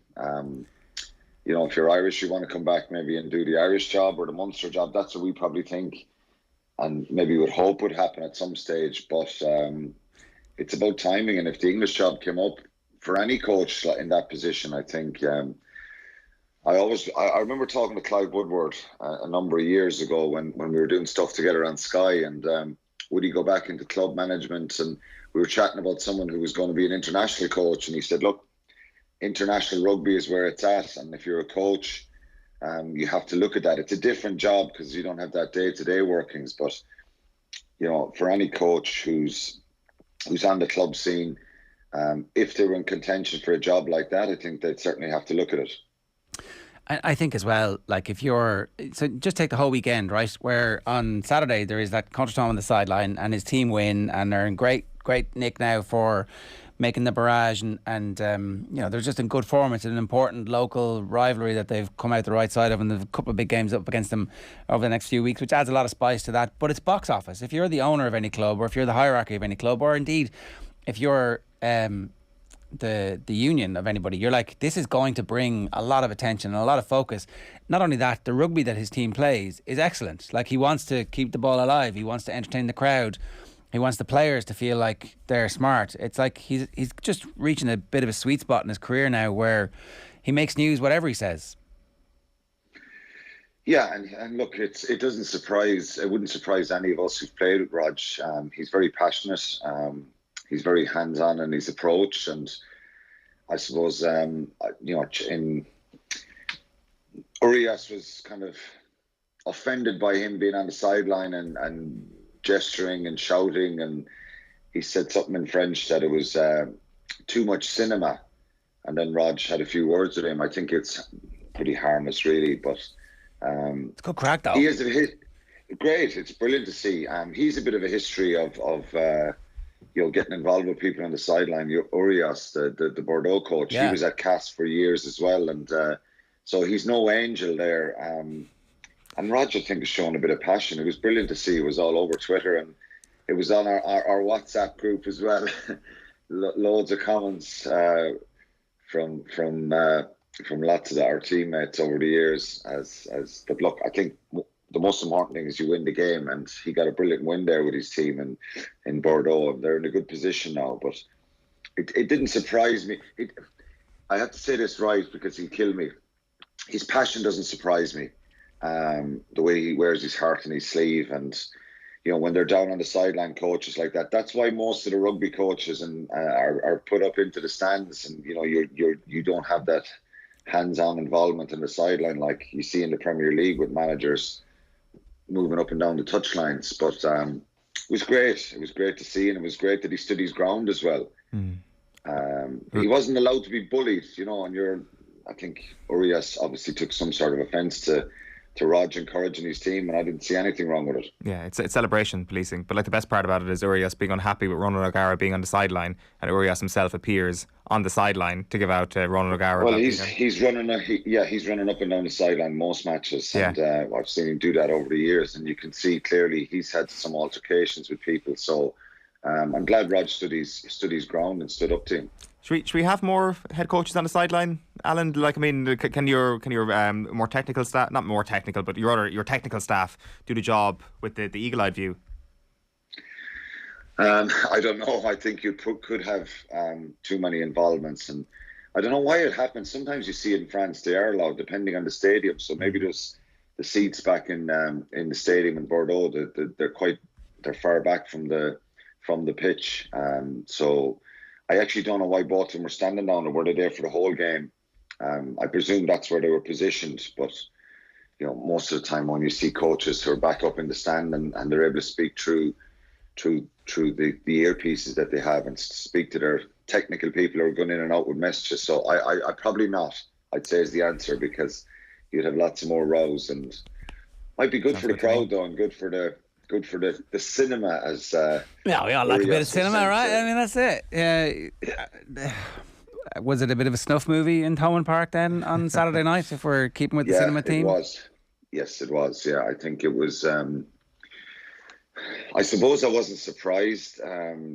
Munster people wouldn't be surprised that Leinster won. I don't think anyone were surprised. They were favourites, 7-point favourites going there. I thought Munster, you couldn't have any complaints, because it wasn't. We've seen matches in the last number of years there where Munster have not shown a bit of ambition and a willingness to try and breach that Leinster defence. You couldn't fault them for that on Saturday. They tried. Leinster's execution, though, sublime, and they're streets ahead of most of the other provinces in their attack, their power, their balance, their game is second to none. And I think Munster could have really done with Kilcoyne, with Tadhg Byrne, with Andrew Conway, with Mike Haley. I think those players were significant losses for Munster. Whereas, you look at Leinster, they're missing James Ryan, Ryan Baird, probably a couple of others as well. But the depth and the quality, when you see Tadhg Byrne, Dan Sheahan and Cian Healy coming on in 45 minutes, you're thinking the task is going to get much harder. And just the way they were able to change gears in that second half was very, very impressive. And they're a top quality side. And I suppose some of the headlines in the papers are the gap is getting bigger. And I'm not sure it's getting bigger. It was probably big before the game. There's always a hope when you're a Munster fan or Munster players that you can change that. But this is seven losses and 7 wins, we should say, for Leinster in a row in this fixture. Bar the Rainbow Cup last year, it's utter dominance, really, isn't it? Is that the level it should be, given the playing credentials of both teams? Is that about right, or are Munster underachieving? I don't know, is it where it should be? I think, excuse me, I think Munster will be disappointed, I think, when they look back. Maybe some defensive errors they made. The penalties around the breakdown hurt them on certain occasions. But given, I suppose, to answer that properly, when you look at the number of Leinster players on the Irish squad and the Irish team, it sums it up, really. When I was playing with Munster, I think you look at the other provinces and a good measuring stick, obviously, is winning trophies. But when you look at the number of players up with the Irish squad, and that's the fact that Leinster have so many players that are involved in the Irish squad at the moment, sums up the quality and the depth That is the reality. Can I interrupt a little bit here? Because I feel like you're all giving Munster a free pass for, I'd say, a long period of mismanagement. This feels to me like Liverpool under Roy Hodgson. And the difference between Liverpool under Roy Hodgson and even Brendan Rodgers, but Liverpool under Roy Hodgson and Jurgen Klopp is chalk and cheese. So, like, I understand the point that the players at Leinster are playing for Ireland, but they're playing for Ireland because they've got better coaches. They have Lancaster and they have that backroom team where they've added players in, like Contepomi, who's made a difference, and maybe he goes. But Fogarty comes through that system and goes to Ireland, and that's on Leo Cullen. He set that culture, and that culture has been high achieving. Sure, they have better players coming through the academy, but some of those Munster young players are excellent. We saw that in the Heineken Cup when they were forced into playing. And I have to say, I don't think that this is just a resources issue. I think it's a culture issue, and I think it speaks to Van Graan, and the fact that Munster wanted to keep Van Graan and he's leaving is like, something is wrong there. It's not being run properly. It doesn't have a clear identity. They don't know what they're doing, and I think they've wasted Peter O'Mahony's career, and they've largely wasted the career of several of those players who have played for the Lions and who we know are genuinely world class. I think that Munster are getting a free pass. The Munster hierarchy are getting a free pass for watching Leinster and going, sure, there's nothing we can do here. Yeah, there's certainly merit to what you're saying, Ger, and I think that is the feeling amongst some Munster supporters, Munster fans, Munster pundits, ex-players, whatever you like to call them. And unfortunately, that's what Johan van Graan will be judged on. Now, I think I wouldn't go to the extreme of what I said in 2016 and say that there needs to be a root and branch review. It's not that situation. I think there is certainly optimism around some of those young players that have come through, and probably in the last 2 to 3 years, that are you would think are close to being up to speed and European starters. There's deficiencies in some areas, so it has to be mismanagement. RG Snyman was brought in, Damien Dialende. There's issues in the front row that haven't been addressed, and are now you're now in a situation where front row players are very hard to come by. You can get second rows, back rows everywhere if you want to sign overseas guys. We've seen a really good Munster backline on paper for a number of years. That's probably fair to say, that have been completely underutilised. And what we've seen now in the last couple of months is definitely a change in the way they're trying to play. But I think it's too late. And if you were to say post-Christmas, will Munster win a trophy? It was unlikely. It was in the scenario of, well, possibly, if they get a home semi-final, and if they get into a final, and you never know on the day, but they're underpowered in certain areas.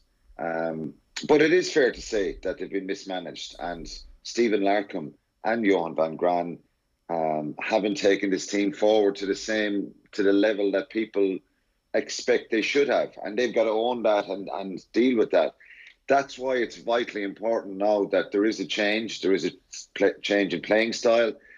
I think there has been a fair bit of improvement in bringing those players through. So I would probably be much more irate if we weren't seeing the likes of Kendall coming through, Craig Casey, the Wycherley brothers, Thomas Ahern. The young out halves, yeah, exactly, yeah. Yeah. So, look, I think that does probably give a little bit of comfort. But the reality is, when you're a head coach and you're paid well to do a job and you don't win trophies, well, there has to be questions asked about the way it's been managed and run. Okay, one last question. Just France beat Ireland in the Six Nations, and it felt like this was always going to be the case. The game was over by half time. Greg McWilliams and Niamh Briggs have a very difficult job to try and match the French and the professional teams in the Six Nations. The game against Italy is going to be one where we do judge them and get a fair opportunity to see how well their ideas are being implemented by the current team. Is that fair? It is, yeah. And I think, look, it was always going to be difficult going to France, and the set piece capitulated again, the handling errors, and that. Look, I think some of those situations are down to just pressure. Of course, there's some basic skills that let them down, but Ger, we have no option here but to be patient and allow time here. You can't just make a raft of changes, Greg McWilliams, and they probably have to suffer a little short-term pain to try and improve in the long term.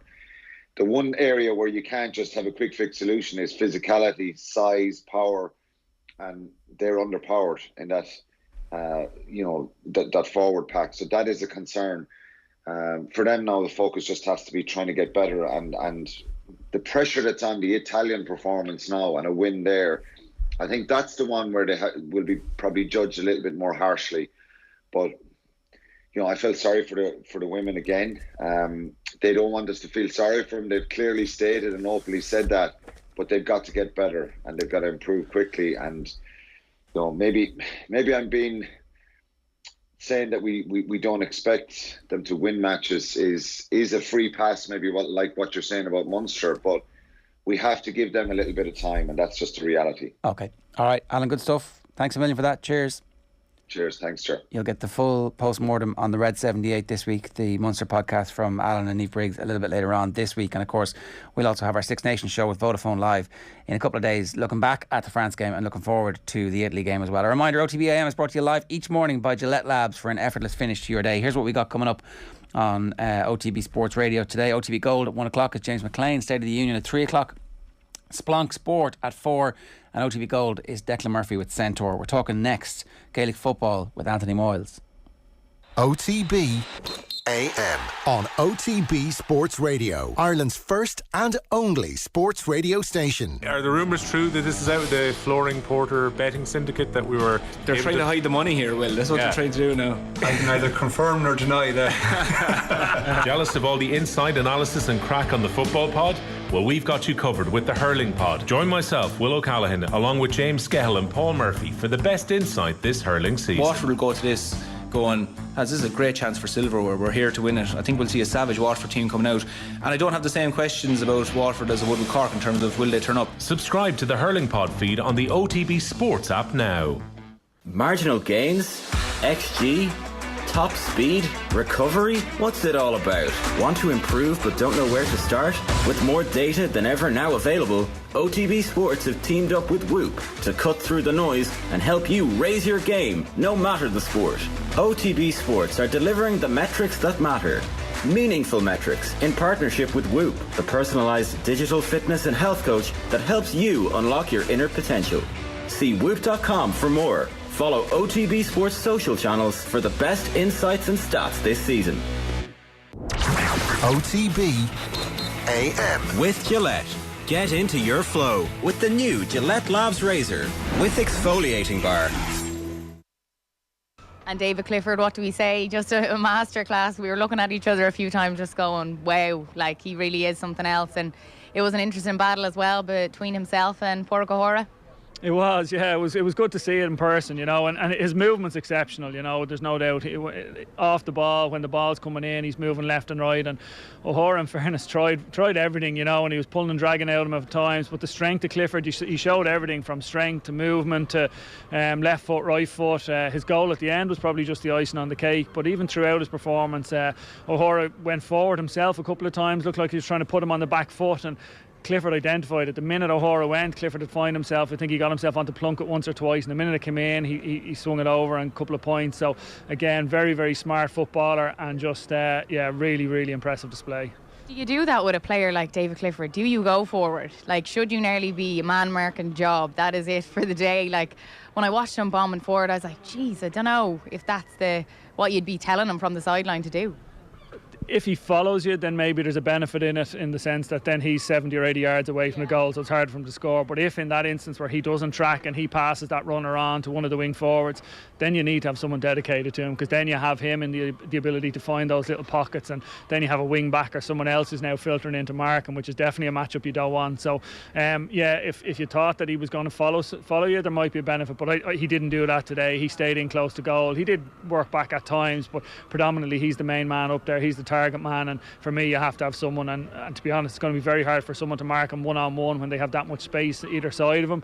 You're probably going to need to have someone back supporting and getting a second man in fairly quickly whenever he gets possession. Well, that's Mossy Quinn yesterday at Croke Park, reflecting on the dominant performance from Kerry. Anthony Moyles is with us in the studio. Anthony, there is a new unstoppable juggernaut in town, and it has a gold and green trim. It certainly has, here. Yeah, they were brilliant yesterday. I felt, really felt it. I thought everything about them was good. They were tenacious, they were aggressive, they battled right till the end. Right from the get-go, they had just an unbelievable sense of kind of like, this is our day. Now, Mayo were very, very poor, but they were they were just fully on it. You know, I really, really think so. I'm a bit slightly worried because maybe they've shown their hand, but at the same time, you know, you go, is that hand actually able to be stopped? That's the problem. And the other thing is that, like, it's as you say, it's well and good knowing what somebody's going to do, but like, okay, Clifford's going to try and beat me for pace, and then he beats me for pace because, you know, what am I going to do? And like, he also has the peripheral vision to be able to see if there are multiple players on him, he's going to be able to find the pass. And as Eoin made the point earlier on, we still have Sean O'Shea to come back into the team. We were having a debate a bit earlier about how much you can read into Mayo's performance. The defensive structure seemed very vanilla. It didn't seem like they were doing anything that they would actually do if this was a championship game. Yeah, I think they're caught between a rock and a hard place, because obviously they've got Galway coming up in a few weeks' time. There were a few players, you know, who obviously didn't start yesterday, and a few players to come back in. But at the same time, okay, I think you can look at it two ways. Horan won't be overly worried, but at the same time, you know, he's trying to say to himself, right, well, there's fellas then that definitely didn't put their hand up. You know, there's guys who come into the game yesterday who you would have felt, right, it's championship goal time, and these guys should be pushing. But fellas just rolled over. Now, does the structure, as in a defensive structure, does that help you? Like, I mean, do they end up giving the likes of O'Hara a bit of help and a bit of assistance and crowd things out? Of course they do. They're going to have to try something different, because evidently going one-on-one with Clifford or his ilk doesn't work. But where the lack of potency up front has been an issue for them all year, and again it has proved their Achilles heel. You know, bar O'Donoghue, they don't really have anyone who's standing out. You know, they will get Diarmuid O'Connor back. You know, Cillian O'Connor, I'm not so sure. I think people have kind of putting their hopes on him for the year. I think that's fanciful, to be honest with you. He came on, and actually the goalkeeper, Ryan, at one stage soloed the ball away from him. He actually was soloing, and O'Connor couldn't keep up, and O'Connor kind of actually just passed him on to someone else. So, you know, I just think, yeah, he's still a very, very good, accurate forward inside and stuff, but I don't think he's a guy you're going to build a team around. So I think Mayo have issues, and the issue is that guys haven't pushed on from the start of the league. They haven't put their hand up. Like, Orm comes on yesterday, and if you watch him, he's on the field maybe 15 minutes maximum. He's actually at the very, very last goal, Foley's goal. He's the most offensive forward. Foley's marking him, and as soon as the play breaks down, Foley takes a run, and Orm kind of half tracks him, thinking, he's going to stop. And next thing, Foley gets on the end of it and scores a goal. Now that shows me two things. It shows me, one, that Orm, if I'm watching that on a video and I'm Horan, I'm going, okay, that is an absolute disgrace, because you're just on the pitch. It doesn't matter whether you're being bet by 20 points or you're 2 points in it. You have to make sure that player is tracked. You're fresh. You're well able to do it. And the second thing, from a Kerry point of view, is it shows the intention, it shows the desire, and it shows the willingness to go and absolutely bury Mayo, even in the 73rd or 74th minute. The goal shouldn't have stood, obviously. It was square ball. Thought it was nip and tuck anyway at best. But like, there's a lot of interesting things in there. Like, the Mayo defensive system, like say if we're kind of like burying yesterday or the league in total and saying Mayo will have something new if they come up against Kerry this year, or a good forward line. Why haven't they worked on that something new during the league? Is that not the Did they not time do of year games, where you're supposed to? Did they not do another game? To a certain extent, but like, I mean, there were, say if you're the Tralee example, for example, it was himself and O'Hara and Mullen who took turns on Clifford, with Aidan O'Shea dropping a little bit deeper. Like, was that the experiment? And then yesterday they were like, okay, we're going to stop that experiment. It feels like yesterday would have been a perfect time to experiment, basically, to try and set up a defensive system that they were sorely lacking. Yeah, I think you're right, but I think they've really struggled at 6 all year. I think 6 has been a major issue for them. Stephen Cohen was there yesterday. He was tagged to pick up Paddy Clifford, and Clifford literally gave him a masterclass, because Cohen was in this kind of strange position of, he was man marking him, but he wasn't getting close enough to really influence the game and really influence Clifford. And neither was he sitting back in the pocket and he was saying, well, listen, you go get the ball, don't worry about it. You kick it in here to your brother. And what I'm going to do is I'm going to be able to double up with O'Gara. So he was caught in that no man's land. He wasn't influencing the game enough. Then what they did was they put Keegan out on Paddy Clifford, and Keegan did a proper job on him in the sense of, look, the game was probably dead, but if you watch the game back, he really went everywhere with him. Even when Clifford was trying to drop further and further and further back to influence the game from a Kerry point of view, Keegan stayed with him, stayed within touching distance all the way along. I think that's what they're going to probably do, Eoin, in the sense of it's not so much more of a defensive structure, it will be individuals on individuals. And maybe yesterday they realised, okay, that guy can't do that job, so who can do that job? They've still got Keegan, Durkin, Mullen and O'Gara. There's 4 defenders who are very athletic, very well capable of marking people from a one-on-one position, and then they can kind of mix in and around that. But I think 6 is a major issue if they play like they played yesterday. Like they tried Aidan O'Shea there, and I wouldn't be surprised if they end up bringing Aidan O'Shea back from 11 and having him in as a double 6. He's a big man, he can fill the space. Obviously, he's physically big enough that if traffic starts coming around, he can hit a few lads, he can get his body in the way, and then he's quite good at linking the play when he comes forward. And I thought that worked well for them in the league, and I was kind of surprised that they abandoned it a bit yesterday. But I think, you know what, he has more than one eye on the Galway game, and he was saying to himself, but at the same time, it was still a trophy. It was still, in Croke Park, and I was still against a team that you potentially are going to come up against later in the year. So to give them an opportunity to put whatever it was, 3 goals and a rake of points on you is not the best, even from a psychological point of view. We were talking about that, like never give a sucker an even break. Kerry's record against Mayo in recent years, not great. Kerry's record in big games, not great. But now all of a sudden, Clifford is back being a schools champion, a minor champion in Croker, and he owns the place, and he has this feeling of the sun in his back, and he's 10 Tigers. Yeah, and people are going on about the select. I wouldn't be surprised if I think I heard you saying it on right. I wouldn't be surprised if Clifford started, but Clifford is no angel, and we spoke about this earlier on in the year. The boy has turned into a man now, so he's like. Personally, I never was into sledging. I think sledging takes your focus off the game. You're either a sledger or you're not, kind of thing. And I don't think it can be manufactured, I think it is something that you're either you do since you were kind of, under 6s or under 8s, or you just don't do it, Otherwise it sounds terrible. It's a very difficult thing to do because, you're concentrated. You should be 100% concentrated on next ball. And O'Gara actually didn't do a bad job on it. Now, I know people go, he's got 1-5 from play, but he won another. He was on his own with 30 yards ahead of him and balls being pinpointed in at him. What's break even?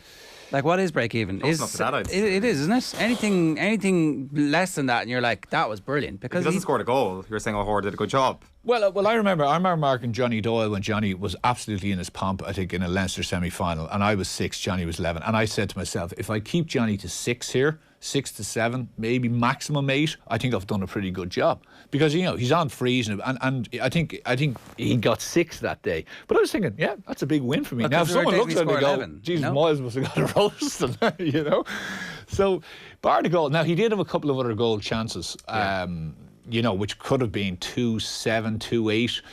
But I tell you one thing he did, which shows a maturity, I think, from him and for Kerry. There was about 50 odd minutes gone. I think O'Connor had just been black carded, and there was a bit of a sense of Mayo. They had tagged on a couple of good scores. They had just hit the post, I think, with McLaughlin. They had the free after the black card, and I think there was 5 or 6 in it, and they put a major press on the next kick out, a major press. There was a feeling of, okay, Kerry are down to 14. If they get the next kick out and get a score, maybe they can get things going a bit. And Ryan put an absolute howitzer of a kick out right down the middle of the pitch, and one of the Mayo lads just missed it. He tried to come across and intercept, and he just missed it. It went to a Kerry guy. He passed it across to Clifford, and that was the one, if you remember, where he took O'Gara on the outside. He turned him inside out, and he stuck it over with his left foot. Now, that score was him basically just saying, "No, not today. That's it. It's, you know, there's an X on this game, and we're going to win it." And it was a maturity. It was a thing of where he just said, "Look, give me the ball. I'll take it on my own shoulders, and I'll do the rest." And I thought it was absolutely fantastic. That passage of play that you mentioned there is also why I don't think we can throw out all of yesterday. I think we can take parts from it. And as you say, they get the free to bring it back to 6, I think it was, immediately after that black card. And that kick out, there was massive pressure then. It's like, you can disregard everything from Shane Ryan throughout the game. It's those 10 minutes is what you judge him on. I think he nailed everything. Kerry win that passage of play 4-0, I think. That's right. Well, I don't think Mayo scored. When O'Connor came back on, I don't think Mayo got another point. So there you are at 14 versus 15, you know, and they talk about it in rugby, obviously a player being sin bin or whatever it is, that's your time to try and get scores on the board. Like, if anything, Kerry beat them and should have beaten them by more in that 10-minute period. But Ryan was absolutely, like, his prowess from kickouts, his ability to come out, because he came out more yesterday than he'd kind of ever come out. And he wasn't just coming out and slowly coming out, he was putting injection into the pace. He was kicking some nice passes. I thought he had a really, really good game. So I'm not throwing out what Kerry did, but I think Mayo will come back and they'll be a better team in Croke Park. But this Kerry team are cresting now the years and years of underage dominance that they've had. The boys have become men. Like, it really is their All-Ireland to lose from this point. I was thinking about it this morning. I was like, if you had a couple of spare houses, you'd be putting it on it. Like, I think it's that. I know you won't appreciate me all saying this, but okay, you will get a bolter. Will Tyrone get their act together? Will Tyrone fancy themselves? But, you know, Tyrone have to come through the Ulster. It's set up, it really is. Like, everyone's kind of saying Dublin, and Dublin may improve, but I still don't feel that Dublin have... When I look at Kerry, you have... The question mark we would have had last year was the defensive capabilities. And it wasn't even that there was bad defenders, because they have some absolutely top-class defenders. But it was just the structure of where to be, who to pick up. And they were giving up simple, easy, stupid scores. And they were also fouling fellas in and around the D. Stupid fouls where hands were coming in, and a little bit of panic. Yesterday there was no sense of that, and even during the league there was no sense of that. Morley, I think, is playing the football of his career. I was saying it to Eoin earlier, he's dropping off. He's able to play that 6 role unbelievably well. If you ever rewatch the game, the amount of ball that he cut out from a position where Mayo guys were looking up, trying to hit the inside forward, and next thing he would come out of nowhere and just intercept the ball. He also knows when to attack and when to drop off. He knows when to add that person. He looks around. If he sees runners going, he just stands off and he sits back in. Foley's playing unbelievably well, has really matured physically, and is a dominant force now in that full back line. You know, the other guys, and then you get White back. Like, he was absolutely ridiculous yesterday. I thought there was something wrong with my remote control. I thought it was stuck on like plus 64, the speed he runs at. Like, he was leaving lads for dead. And fellas who aren't slow, like, these lads are quick, and they were just kind of just seeing him rake away from him and kind of calling other people to help. He obviously got injured. I'd say he was slightly concussed after the hit, but what an unbelievable fill-up for them to get him back and get minutes into his legs. If you lose in the first round of Ulster this year and you're one of the top 2 division teams, there's a chance you'll get Galway or Mayo in the qualifiers straight away. So the qualifiers aren't going to be a traditionally easy route for a team to have a few pipe cleaners and then arrive back in Croker for an All-Ireland quarter-finals. That's why the Ulster Football Championship is actually a massive handicap this year, more so than it has ever been, because, you know, you're playing non-stop Division 1 teams largely, or a team in some form in Cavan. So like, that's why it's just getting easier and easier for Kerry to get to an All-Ireland semi-final this year. Maybe they'll play somebody in the quarterfinals, perhaps one of the good Ulster teams. That's the one unknown, really, isn't it? We can't predict that at all. It's no. Yeah. And Tyrone, you know, I think it. One of the lads leaves the panel last week. Paul Donaghy. Another. Like, I mean, a guy who was, you know, on how well he did last year, especially in the league. Okay, he didn't get a massive amount of minutes in the championship, but he still played. Like, he was definitely in your top 17, 19 players, and he's gone. So, you know, when you start to look down through that Tyrone, like I felt the last day they had their best 15 players on the pitch. Now they have the Donnellys to come in, they can filter around a little bit with that. They have one or two to but you're definitely, they've lost 7 or 8 guys now who would only help, because you're definitely going to get injuries during the Ulster Championship. You possibly could get some suspensions. So all of a sudden you may lose 3 to 4. And you know, it's an easy thing to say, oh well, if a team had everyone back, but a team may not have everyone back. And that's where, to win in All-Ireland, you need your lads who are 19, 20, maybe even 23, 24 on the panel in the league. They need to come through. And you always get a few bolters, lads who are, you know, nearly not heard of, if you get me, outside of the county, that they come through and they actually stick their hand up and they make a big run during the championship. So, you know, for me, Tyrone, to start losing players in the periphery who are good players, especially in, like, Tyrone are a top 2, top 3 team, and you're saying there's another potential All-Ireland there. So there's definitely something very, very rotten going on, I think, in the camp, because if those guys are going, the man management, the ability to communicate with these fellas, to keep them on board, the ability to keep us all going towards the North Star. Like, I don't think it's necessarily got enough airplay, the significance of all of those fellas pulling out, because, you know, if there were top 12 in the country, you go, okay, you know, we just got an All-Ireland, we were very, very lucky, and we're probably not in the shake-up this year. Hence, I can't do the commitment, I'm heading away, I'm doing this, blah, blah, blah, work pressures, whatever it is. But they're absolutely in the mix. And to lose all those guys, I think, is definitely raises question marks over the mood in the camp on what exactly is happening. Is there a disconnect between that and the form, though? Because, like, I mean, I think there's questions about Kerry at the weekend because Tyrone were so good in Killarney the previous week. Is this something that catches up with them over a period of time, basically? Not having the players? Yeah, and not having that depth. I think so. Like, I mean, it would have to, if they were coming through Leinster or if they were coming through Connacht, you might say, no, not necessarily so. But because they're coming through Ulster, you would think, you know, there's going to be some ding-dong battles. As I said, there could be a few suspensions, there could be different things going on. Everyone in Ulster is going to want to take a chip off them. They're there to be knocked down, and yet you can't even within the panel, you know, you can't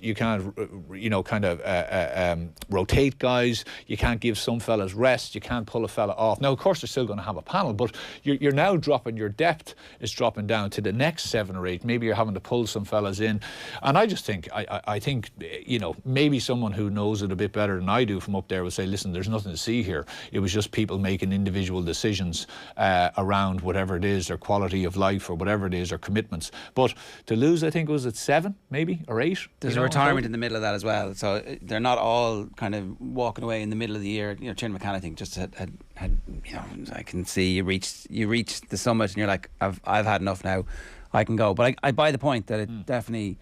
One would be unfortunate, 2 begins to look like something. But you didn't see that, Ger. Like, you didn't see that. Like, Dublin didn't have retirements, I don't think, mid-season, you know, when they were in the shake-up for All Irelands. Yes, fellas were, after the year finished, you know, they thought about things and they said, listen, I'm walking away. But most of those guys held in because they realised, actually, you know, we're in a once-in-a-generation type team. There's going to be multiple opportunities to win All Irelands. And, you know, if you're part of that Tyrone setup, you have to be saying, you're looking around at the quality around you and saying, you know what? Well, the impact the bench had, the impact the bench had last year. Like, the impact that the bench had last year was really significant in all the games. Massive. So, like, Massive. It got them through many of them. So there would have been an opportunity for some of those players to come on and switch games. I do want to talk a little bit about the game between Galway and Roscommon as well, and what that signifies for the Connacht Championship. If we're making some excuses for Mayo, do we need to make similar excuses for Galway? You know what? That game could have went either way, really. In the shake-up, yeah, I know. Galway were 5 or 6 behind, and they came back, and they showed a lot of bottle to come back. They definitely weren't firing on all cylinders. He needs Walsh, he needs Comer back, because they're 2 of the pivotal players. They're obviously your 11 and your 14, and they tie everything together to the glue that makes that attack come together. You know, people will go on about Conroy yesterday.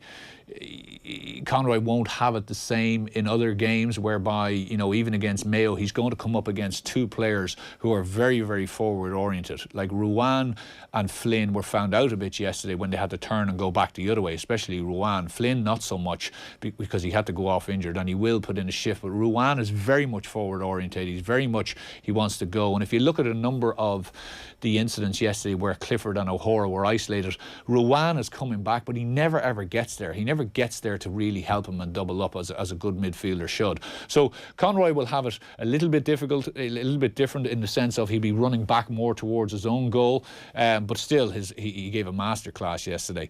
You know, Joyce, again, similar to what Horan will do, I don't think he will show all his cards as of yesterday. I think it meant more significance to probably Roscommon. But at the same time, Ger, you know, it's a championship, or sorry, it's a cup. You know, it's a trophy. Go and win it. You know, put your best foot forward. Galway haven't had an amazing time in Croke Park, you know, in the last number of years. So go and win a game there. They were within a shot. You know, the goal was masterstroke. But I mean, also there was umpire calls for Hawkeye, other umpire gives the point, they lose by a point in the end. I was like, maybe we should have had the Hawkeye? Maybe was Hawkeye not there yesterday? No, it was. It was? Yeah, it was used a couple of times in the second game. Because I didn't catch what happened there. So there's a point that looked like it might have been wide. Very late on. I think it was the last Roscommon point. Yeah, I remember. I was a bit confused about what happened there, yeah. Put the gap to 3, and then they go down and kick 2 others. Yeah. And it was, or maybe they only kicked 1 other. But whatever it was like, let's just have a look. Yeah. We have the technology, let's have a look. Yeah, because I can't remember which game it was, but it was fairly used, I think, in the Saturday games. There was one particular umpire, I think he used it about 5 times. I don't know what he was looking at exactly, but yeah, I don't know. I think it's Roscommon, you know, will sit there and they'll say to themselves, okay, you know, we're on a nice side of the draw in the Connacht Championship. We're motoring well. I think Cunningham has brought a bit of steel into them. Now, again, you're conceding 20-odd points. That's not where you want to be for either team. And I think teams will look at it and say, okay, well, we can do the offensive part, okay, we know that, we can rake up high scores, but I always felt Roscommon's Achilles heel has always been their defensive setup, and Galway are that way. Like, if you score 20, Galway will try to score 24. Galway will very rarely try to shut down a game. You know, under Kevin Welch, they probably got a bit of that into them, but I think Joyce is very much more, you know, you score, we score type of an idea. But it's going to be a shootout against Mayo, you would imagine, and probably the team that ends up, you know, kind of getting that defensive set in a more efficient manner will probably come out the victor, because there's not a whole pile, you know, different, I think, from an offensive point of view for them. It's just going to be more about how well they defend. Are Louth the exception to the rule that Leinster football is completely screwed? Are they the ones that are bucking the trend? You know, it's funny, I was thinking about this yesterday, not particularly loud, but I was thinking about Leinster football. Like, you know, if things had gone slightly different, you would have ended up with still 2 teams in Division 1 next year, you know, so Kildare and Dublin. Okay, you end up with, say, 3 Connacht teams next year, which is big. I still think the standard is improving in Leinster. I think that, look, we're not going to go over old ground here because we've had it enough for years. But when you had such a dominant force, of course, and beating so many teams, and they were beating so many teams, there was only 1 or 2 teams that were getting anywhere close to them around the country. So most other teams would have been, if they were in Leinster, they would have got hockeyed as well by 7, 8, 10 points, the same as Meads were and Kildare was and everyone else. I'm avoiding the question on Louth here, aren't I? But no, it's. I think the standards are improving. I think Louth are showing it. Louth plays some great football. I thought Limerick were unlucky. Limerick were very, very good for large swathes of that game. I thought they moved the ball well. They've got some really good individual players. I thought they made a couple of strange substitutions on guys. I couldn't see whether they were injured or not, which I thought weakened the team a little bit. But Louth kept going. Very, very unfortunate turnover, just a kind of a quick hands type situation that ends up being the pivotal goal chance that comes. Guy takes it very, very well. You know, was very, very brave because the hand pass led him into a defender, and he never shirked the responsibility of taking it on. But you know, Mickey Hart has done an amazing job. People will say it, but from being hockeyed in their first game by Laois, and people saying, Jesus, this is going to look like a rough employment for Mickey. They tightened everything up. You know, they got the defensive set right. And, you know, you even see the Limerick manager was kind of saying, listen, that's the way they play football. And that is the way they play football. Hart knows it, Devlin knows it, they know what works, and they're able to bring it in. But they've got some really nice individual talent up front. Louth have always had really good players. And, you know, to be fair to them, that's a very, very successful first year straight off the bat for them. And a quick word about Tip. Obviously, started the league disastrously. It looked like this was going to be another lost season for them, and then all of a sudden, they're Division 4 champions, and they've got a bit of wind in their sails. Yeah, well, if you've I suppose you. Like, I mean, looking on it, you know, the game was actually, it was a good game. You know, it's amazing when you kind of go up the divisions, just the speed of play, obviously, it makes a big difference. You know, you've got just the speed of decision making, the ability to perform the skills improves or disimproves. I obviously was... Yes, I got the result of that game wrong. Yes, you did. Yeah, because you threw me there. They do. Well, they hit the crossbar in the last second of the game. They do have some momentum behind them. Well, no, it was a disastrous start, but obviously, yeah. Well, they should have. They could have won it. They could have won it. Like, I mean, unbelievable chance in the last minute. Great chance in the last minute that rattles off the crossbar, comes back down. It was a Jeff Hurst type moment, bounces back out, and you're thinking, Jesus, and you know what? It could have gone either way. Cavan had a few chances, a few long range frees at the end to put a bit of daylight in it, but you always felt that Tip might get something. No, they'll be happy. Brilliant, getting promotion. And, you know, when you think of Cavan and where they have been over the last number of years, it was important for them to start the ascendancy again, especially in the league. Scarlet. Good stuff.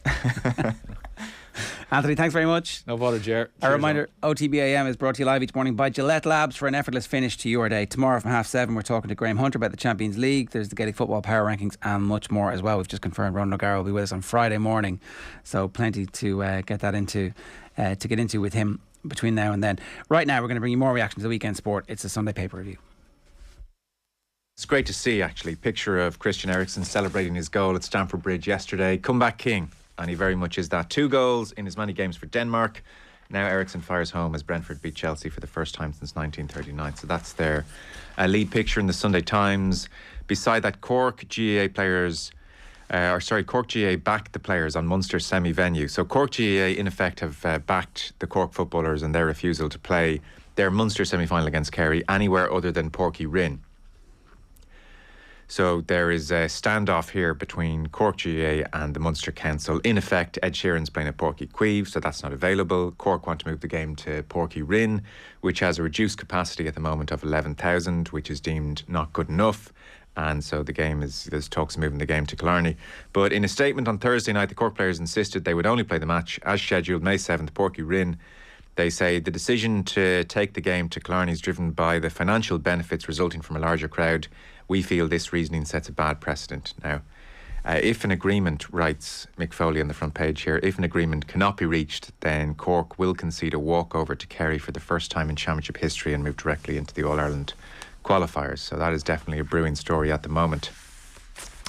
The Sun then has Matt Doherty. These comments are across the papers, actually. Bus stopped. It's Matt Doherty in advance of today's game against Newcastle for Spurs. He's reflecting on his low point, really, in a Spurs jersey, and it came last year, an away trip to Aston Villa, when he wasn't even a substitute. And this is at a time when, given there was COVID, you could have quite large squads, 21 players plus on the bench. And he was told by Ledley King getting off the bus that you're not on the bench today, and so you actually have to stay on the bus. You're not allowed in the dressing room because of COVID protocol. So he sat on the bus and had a long think about things. Genuinely, I was so close to just getting in the car and just going to the Irish International. There was an Irish International get-together that evening in Manchester. I'm glad I didn't.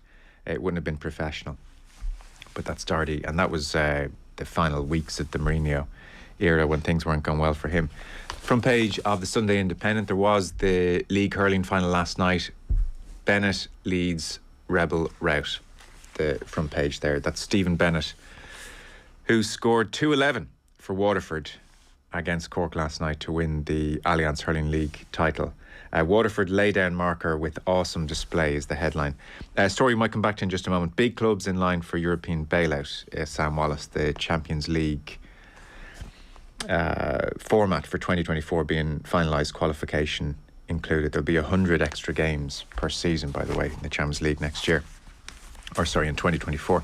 Mail on Sunday, obviously wins yesterday for Liverpool and Man City, reflected in the pictures. We've a picture of Diogo Jota and celebrations as well with De Bruyne and Sterling. Man City 2-0 winners at Turf Moor. Liverpool 2-0 winners at home to Watford.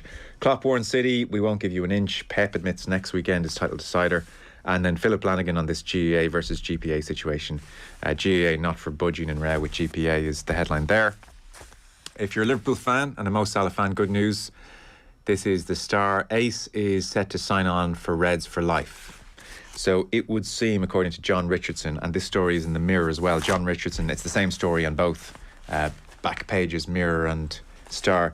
Mo Salah close to agreeing a contract which will keep him at Liverpool until the end of his career. So initially he had rejected a £400,000 a week offer, but now seems he's going to take that offer with an extra 12 years included. So it's going to be a 4-year contract, 400 grand a week, and he's happy enough to go with that. So they're the leads in the Star and the Mirror. Although John Aldridge on the back page of the Sunday World, Salah's got to cop on. This is probably, he hadn't quite realised Salah was on the brink of signing. He said his alarming form was notable yesterday. Salah's had his worst game in a Liverpool jersey at Anfield, and it's a massive concern heading into the biggest month of the season. He feels that it's got to be linked to the contract situation. Isn't that very odd take, Joe, in that it's not that long that there was a lot of talk of England players suffering a Euros hangover, and that this lingered for months. And Salah lost an African Cup Nations in January when he was captain, and something he said, was his dream to win as captain, and Egypt hadn't won in a while, he'd never won one. And then he missed out on that. Then this international break, missed out on the World Cup. And his last World Cup, we know what happened, was a huge deal. He got injured in the Champions League final when Sergio Ramos did a job on him. Wasn't able to start the first game, wasn't fit when he did play. And now he's missed out again. And he's come back from a long trip and he doesn't play particularly well. But it's supposedly about his contract. Like, he is human. Like, surely you take a few days to process. Like, this was a huge deal getting into a World Cup. But you're suddenly supposed to be at your best. I just think that kind of judgmental stuff is just mad. Yeah, completely agree. It says, well, I don't have the exact quotes from Aldridge, but Aldo telling the Sunday World that the Egyptian's contract standoff is now affecting his performances. I mean, he's had a contract standoff for the whole season and beyond, really, hasn't he? So I presume it is the long journey, the heartbreak and missing out in the World Cup, missing the penalty. Yeah. That would make anyone anyone he looked flat. Frustrated, he knew himself. And then, especially when they got a penalty and Fabinho scored it. So there was a goal for him. And, he would have been thinking, that's what I would have needed going into a week with the game against City, with the Champions League game. And also, he really wants to win the Golden Boots. He wants to win the Ballon d'Or. So every goal matters to him. So he'll be okay. It shows really we're just all guessing on the outside as to why someone's not playing well. Well, as we're guessing, and I don't know if you come across that interview by Aymeric Laporte of Manchester City during the week. I think it was with Sid Lowe in The Guardian, but he had a great line. He said, people don't realise is that players lie in interviews all the time. And of course they do, because they can't tell the truth. If you tell the truth about your contract situation or how you feel about a manager or how a team is doing, especially this, where we are now with the pylons you get in social media, etc., you'd be in big trouble. Your fans in your back. Like, you look at Harry Maguire, what he has to deal with. So if you were actually to say what you think, and we all are guilty of putting too much credence in what players say. So we'd have something like, say, Josh Cullen backs Stephen Kenny to the hill. What else is he going to say? He might think Stephen Kenny is great, but he's not going to say otherwise anyway. But that's just the game. And Laporte I like that he was honest enough to say, it is a game, we lie all the time. That's the way we operate. Yes, it certainly is. Don't believe anything you read in the papers then. I wouldn't. Kieran Quinlan, Chief Sports Writer at the Irish Daily Star, you're very welcome. And Tommy Martin of Virgin Media Television. Hey, Tommy. Hi, Joe. Hi, Kieran. Hi, Tom. Just on the front page of the Sunday Independent, I referenced this story. Big clubs in line for European bailout.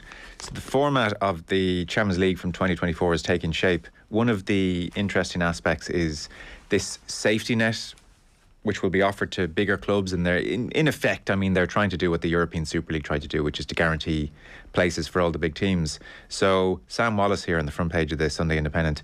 The FA Cup winners could qualify for the Champions League, but only if they're one of the top Premier League clubs. So in effect, Champions League places will be awarded to the two non-qualified clubs ranked highest on the UEFA coefficient. in effect, that means if they have a long and rich history and they are beloved by UEFA. So he said, for instance, this year, you take the FA Cup semi-finals as they stand: Chelsea, Liverpool, Manchester City, Crystal Palace.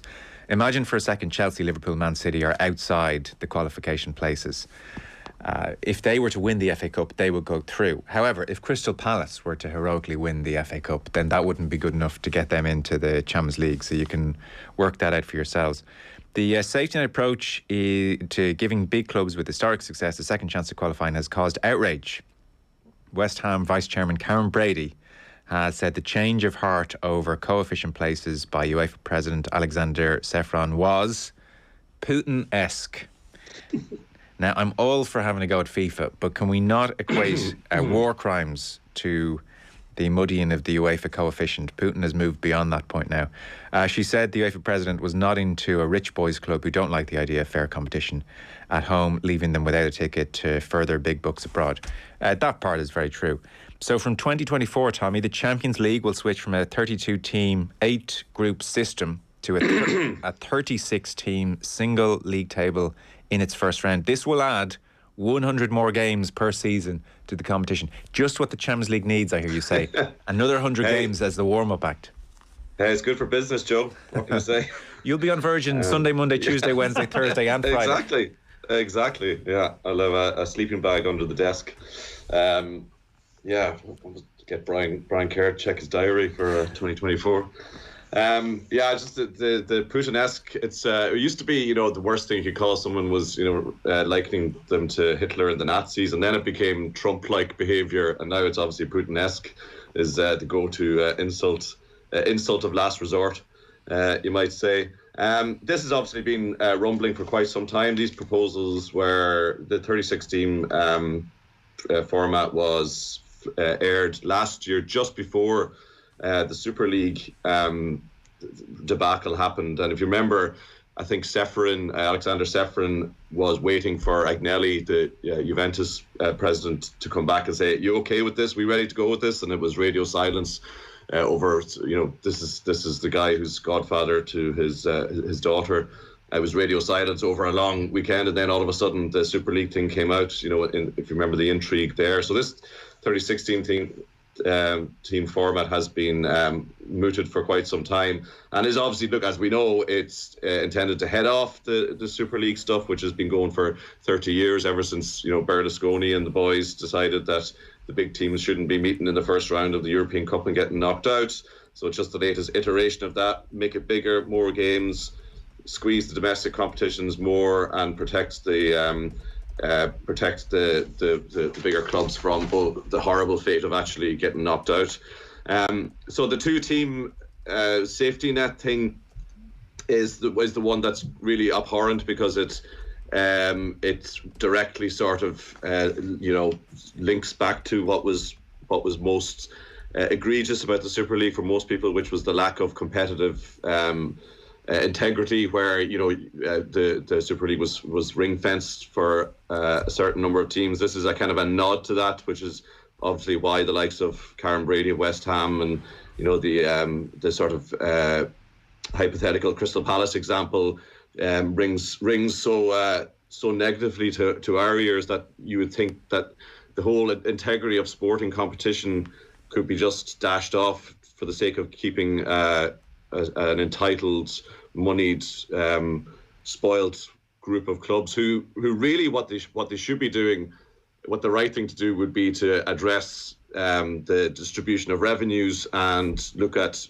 controlling costs and agent fees and player salaries. But instead they're going for this ever increasing expansion growth. We need to get bigger, and it's like a metaphor for human society. It's like why don't we look at actually controlling what we consume rather than looking to consume more?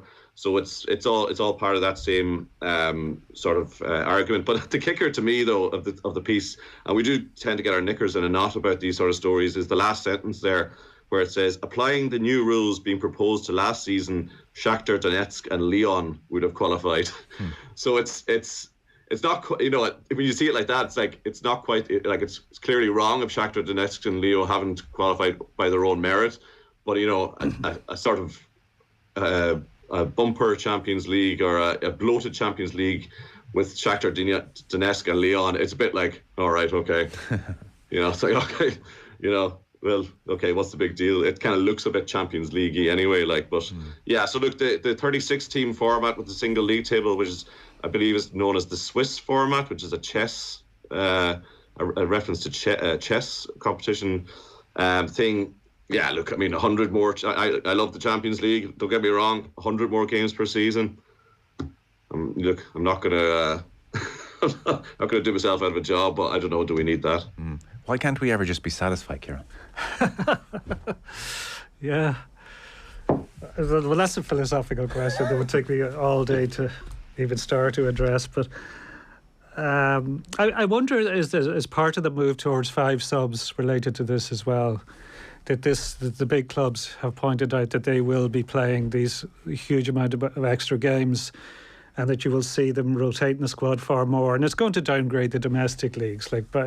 Definitely the first half of the season, you will see they have to focus on the Champions League. With that the big players will play Champions League ahead of Premier League, I would say. Potentially, unless it turns out that it's near impossible to not make the knockout stages. Yeah. Unless we spend 4 or 5 months of Tommy Martin there working his backside off to just eliminate 6 teams. Yeah, and that could happen, and we'll know fairly quickly. Which I would think will happen, by the way. They'll want all the big boys in the knockout stages. So it actually might devalue Champions League games. You might have increasingly for trips to Ludogorets, we'll send the B team. Yeah, and with international breaks as well, how is that all going to fit in the first? I think it's hard to see the bigger teams competing in a League Cup, for example. Yeah. In this model, I mean, there's going to be. I don't have this piece doesn't have the exact details of how many weeks and all that sort of. But I think maybe 10 match weeks in the first half of the season. So, I think what will happen is the bigger teams, or they put out a B team. Put out the kids in the League Cup. Yeah. Well, anyway, that's on the that sort of thing. Front page of the Sunday Independent. Putin-esque behaviour on behalf of UEFA, according to Karen Brady. So a couple of pieces we picked out. I do accept and sense a certain fatigue amongst the listeners when it comes to Qatar, so we don't have to spend overly long on this, but it's also important just to reference what's going on here, because it is one of the great scandals. It is truly one of the great scandals in sport and in football. And Ollie Holt goes after it on page 73 of the Mail, as he has done many times, and he quotes Gianni Infantino on Friday at the World Cup draw, who said, "We will see the best World Cup ever in Qatar." And Ollie Holt says, usually you'd let something like that slide, but obviously in this instance that is hard to do. He says this is a tainted tournament. This isn't going to be the Western World Cup ever. He calls it a £200 billion heist, and now it's upon us. The full absurdity of what we've been complicit in is actually getting real. We're having a World Cup in a country that's smaller than London because we didn't have the will to say no when it was stolen from the rest of the football world by the crooks and charlatans and hoodlums of FIFA 12 years ago. He said somehow Friday was the final frontier. No going back now. All hope of Qatar being stripped of the tournament gone.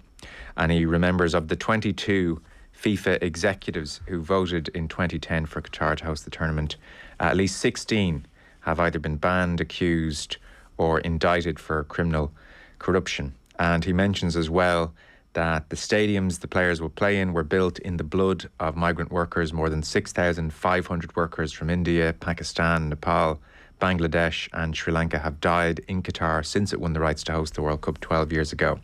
Many of those are thought to have been working on World Cup projects. He does note that the system that built Qatar's football palaces was a modern version of slave labour. Unpaid wages or wages withheld for months have been reported. Others refer to the conditions as indentured servitude. It's called the kafala system in the Gulf, and 18 months ago new labour laws in Qatar brought it to an end there, in theory at least. He said there are still reports that the reforms are not so much working in practice. And he goes on to say that last week 16 different global anti-discrimination groups released a collective statement expressing their concerns about the tournament.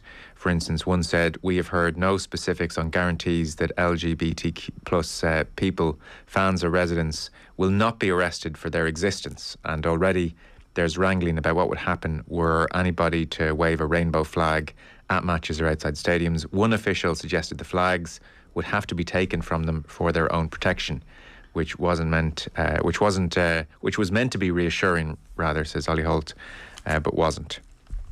And he finishes by making the point that as the players jog out, they might as well be playing in the graveyards of those migrant workers. Quite how anyone can still claim it will be the best World Cup ever in these circumstances beggars belief. So that's a summary of Ollie Holt. It's a great piece, and yet, Kieran, in many ways, it's a reheated piece of the last 6-7 years, and not much has changed. Yeah, and that's an issue for journalists covering this story. As you mentioned, there is a certain amount of fatigue because since Qatar was awarded the World Cup, and even before when it was bidding for it, a lot of these issues have been highlighted. And it was made pretty clear across the media that there's no way Qatar should get a World Cup. But it has got a World Cup, and you go through the numbers there of those who voted, the 16 of the 22 that have been indicted or involved in various cases, investigative cases involving the FBI, the deaths of workers on the sites, the conditions of workers on the sites. Like, there's no way this should happen. Like, it's a country that is smaller than Limerick. And imagine how ludicrous it would be Limerick hosting a World Cup. Like, you could say JP McManus, John Magner, Dennis O'Brien, a few others put the money together for Limerick to host a World Cup. We would still be laughing at it. And Limerick has more of a soccer tradition than Qatar has.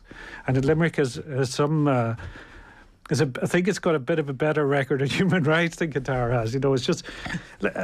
and there's a couple of other pieces, like Sam Wallace would be in the Telegraph, it's in the Sunday Indo as well, looks at David Beckham. Well, David Beckham's an ambassador, and basically seems to be ambassador because of his standing in the game. He looks good in a suit. He knows how to fold a pocket square. He smiles when you want him to smile. But he's gone very quiet. And, Sam Wallace points out that, as a player and later campaigning for England's doomed 2018 World Cup bid, he was unusually willing to take questions on any subject. There was never any evasion. It seems the Qatar deal wants... what the Qatar deal wants of him is more of that golden ball social media soft power and less of the awkward back and forth of more traditional exchanges. And on the same spread, there's a piece of Jonathan Wilson that was originally that's in the Observer as well, and he points out how striking it's been striking how aggressive some of the people in Qatar involved in this have been over the past couple of days, with the Secretary General of the Supreme Committee for Delivery and Legacy, Hassan Al-Tawadi, telling the President of the Norwegian Football Federation, Lisa Klaveness, to educate herself after she suggested that the migrant workers injured, the families of those that died, must be cared for. And Jonathan Wilson makes a very good point. That process of education might be easier if journalists, such as the Norwegian film crew arrested last November, weren't subject to intimidation when they tried to report on such issues. Now, we're going to see a lot more of this in the run-up to Qatar and once the tournament starts. And it's a difficult one for journalists in that they will get criticised for going there. Like, people say, how can you write about it as a football tournament and say it shouldn't take place there and then still go? But you still have to do your job. But if you go there as part of your job, you have to write about the reality of Qatar and why this decision is wrong. And it's probably the worst decision since the Berlin Olympics in terms of where a major tournament should go. Like, it's a disaster for the sport. Yeah, it's a disgrace. Beckham, by the way, a 15-year deal, £150 million is the point. And he was in last week before all the journalists arrived for the World Cup draw and then got out. And his Instagram feed was awash with various pictures and images of Qatar at its finest. And that seems to be the deal there with David Beckham. So Sam Wallace writing about that in the Telegraph. Tommy, on the broader situation, I heard Gary Neville speaking on his podcast yesterday, I think, and he made an interesting point. He said, really, on the December point, which has been ridiculed generally, he said, if football is serious about going all around the world and going to Middle Eastern states, then there's probably going to be a World Cup in a December every 20 odd years, just in the interest of moving this thing around the world. And I thought that was a fair observation and a fair point. And if we do that, if you're going to certain countries where their beliefs are going to chafe quite dramatically with ours, then there is always going to be that tension there, and states move at different paces and hold different beliefs, and that is problematic, and that is tricky. First up, and that's not going to go away anytime soon. But the real disgrace here, the non-negotiable, is that 6,500 workers have died and thousands of others have been treated so appallingly, like truly appallingly, under FIFA's watch. That is the part that is utterly unacceptable here. Yeah, like the thing about the November-December World Cup, I find that by some distance the most forgivable thing about the Qatar thing. As you say, it's a case of get over it, adjust the season, and the idea of having a summer World Cup is inherently based on European power structures that we're so used to, and probably I mean in the mountain of guff that Gianni Infantino spoke the other day, the fact that it is the first World Cup in a Muslim country and in the Arab world is something that you kind of say, okay, get that. That is probably something that represents a milestone. But look, as you say, all these pieces, and you touched on it there, Kieran. You do end up amounting to let us list again, once again, all the reasons, all the absolutely horrendous reasons why this World Cup, from the corruption at the get-go to the deaths of the migrant workers to the situation for LGBTQ+, to women's rights, treatment of dissidents, whistleblowers within the Qatari system, and the media crews who are arrested when trying to report. You end up listing, all those sort of things over and over again. But you kind of have to, because the Sam Wallace piece about Beckham and the absolute, the ludicrous. I mean, that's that line that Oliver Holt opens his piece with Gianni Infantino saying, "We will see the best World Cup ever in Qatar." That's replaced. Remember how Pele used to, I reckon, Scotland could win this World Cup. He used to predict every team was going to win the World Cup. That sort of replaced that as the standard copy and paste FIFA line for every World Cup now, and not to even kind of go have any sort of self-awareness or even a modicum of shame about what they've done. Probably one of the best pieces about this, just get away from the sort of listing all the terrible reasons, to try and counter the Infantinos and the Beckham PR guff machine, was Barney Ronay in The Guardian yesterday, I think it was. And it pointed to the point that Jonathan Wilson makes, it nodded to that there's been a shift in tone from the Qataris this week, and it has been a less conciliatory tone, whereas until now it's been sort of, look at all the reforms we're doing, this is going to be great, we're doing everything, we're consulting, we're making life is a lot better now. This week it's been a case of tough shit, World Cup's here, deal with it. The president of the Norwegian FA was basically told to, educate yourself. If I'm right, I think I'm right in saying that that's like MMA, cryptocurrency, and now the Qatar World Cup that use the phrase educate yourself whenever the face of critics. But Barney Ronay's piece was sort of an overarching look at Qatar, basically saying, tough guys, this is happening, and it's happening because we have the world, by the balls because of natural gas, just as Russia had the world in the same way because of fossil fuel power and influence. And it's almost like what we're seeing in the world now, and in our homes and in our energy bills, and with the situation in Russia and how it's all tangled in. Sport is so entangled with that this Qatar just sitting back there with their arms folded, going, "Tough, you're here because we have this power." And all your whining about human rights and migrant workers, so what? You're here now. And it's a really kind of chilling kind of moment, in sport and in politics as well. OTB AM with Gillette. Get into your flow with the new Gillette Labs Razor with exfoliating bar.